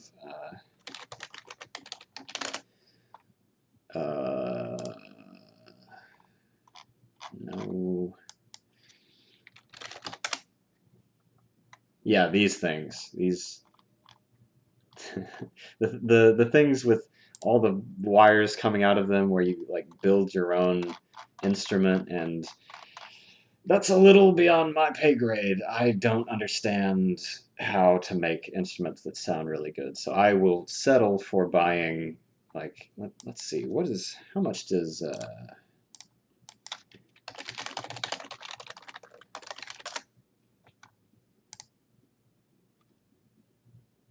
oh, okay. Interesting.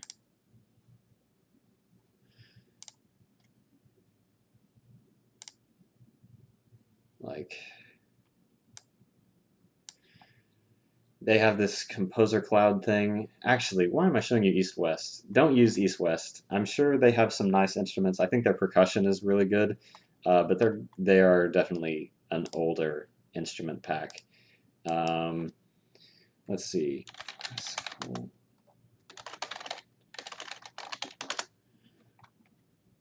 And you can find, yeah, so $17 for this Orchestra Essentials.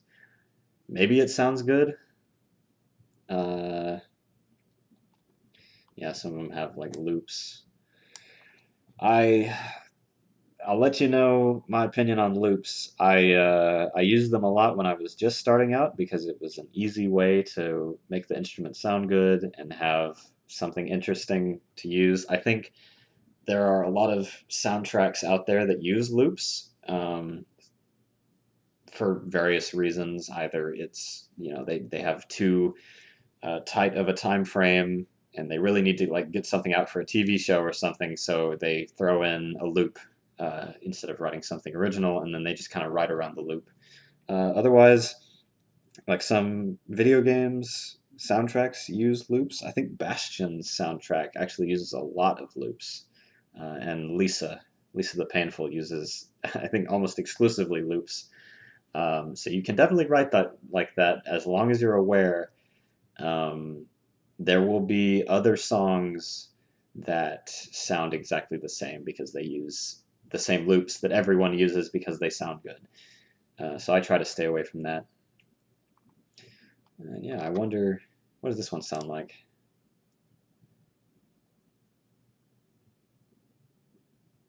I cannot hear it.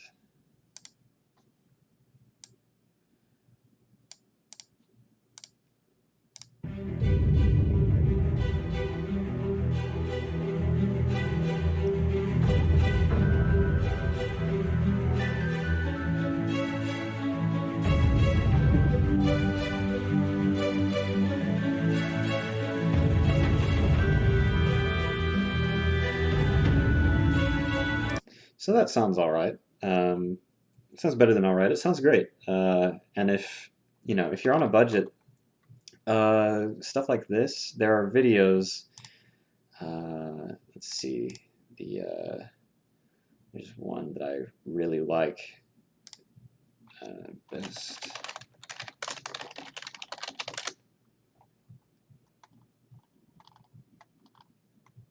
This Guy Michelmore. Hello, everybody. This guy, I love this man. He is a professional dude who uses virtual instruments, and he has a lot of videos on like uh, just going over like what virtual instruments he likes. There's lots of people like this online. I'm sure you can find somebody who has tastes that align with yours.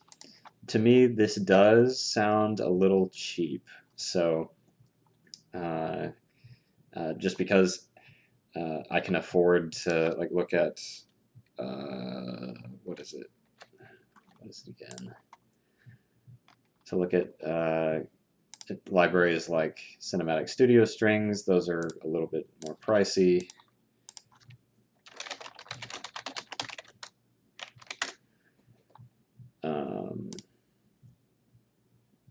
Yeah, it's you look at some of these and you're like, oh, it's $400 and requires like 300 gigabytes of memory to install, and you're like, okay, that's quite a barrier to entry. So, you know, if you can start out with one of these that doesn't cost you very much, I would either go like super cheap, like, you know, $20 instrument. If it works, it works. Or if you're like, well, that's, I mean, it sounds okay, but I really want something better, I would say um, either go for the cheap ones or like really research and look for ones like this one where it's a whole lot more expensive, but it gives you a lot of control. Like all of this stuff is super nice to work with. I'm still figuring out all the stuff that I can do with it. Um, but yeah, I think Omnisphere, and keep in mind all of these instruments will go on sale pretty frequently. So keep an eye out.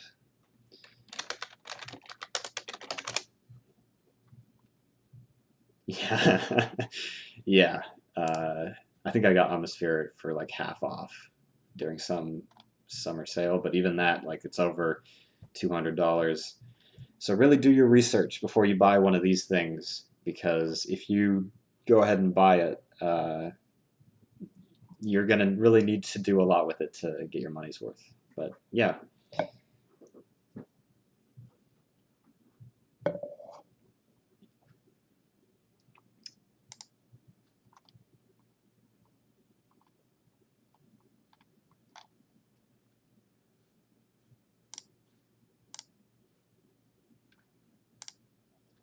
Uh, anyone have any questions or like requests? I don't really know. I don't know how to end the stream, or if I even should.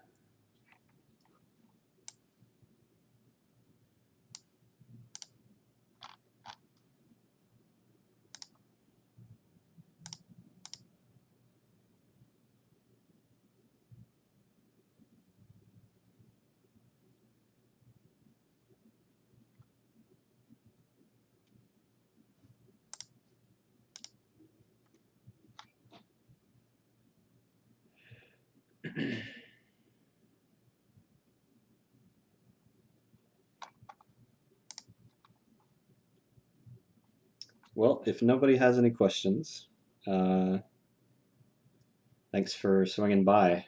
Um, I'm gonna try to keep making music, although I'm working at the same time, so it's kind of hard to find the energy to.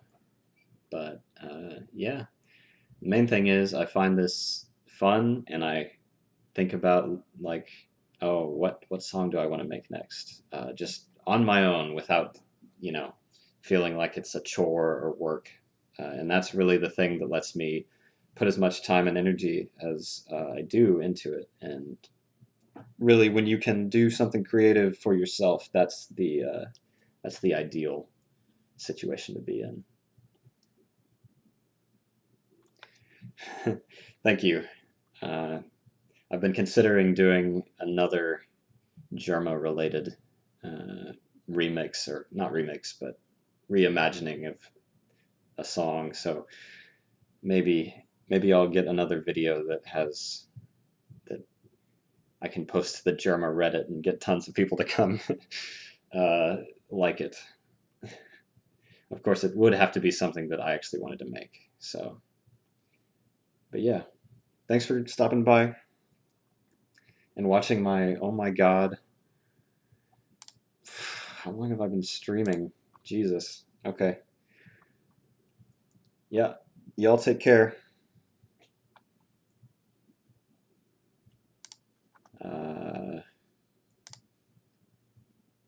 Bye-bye.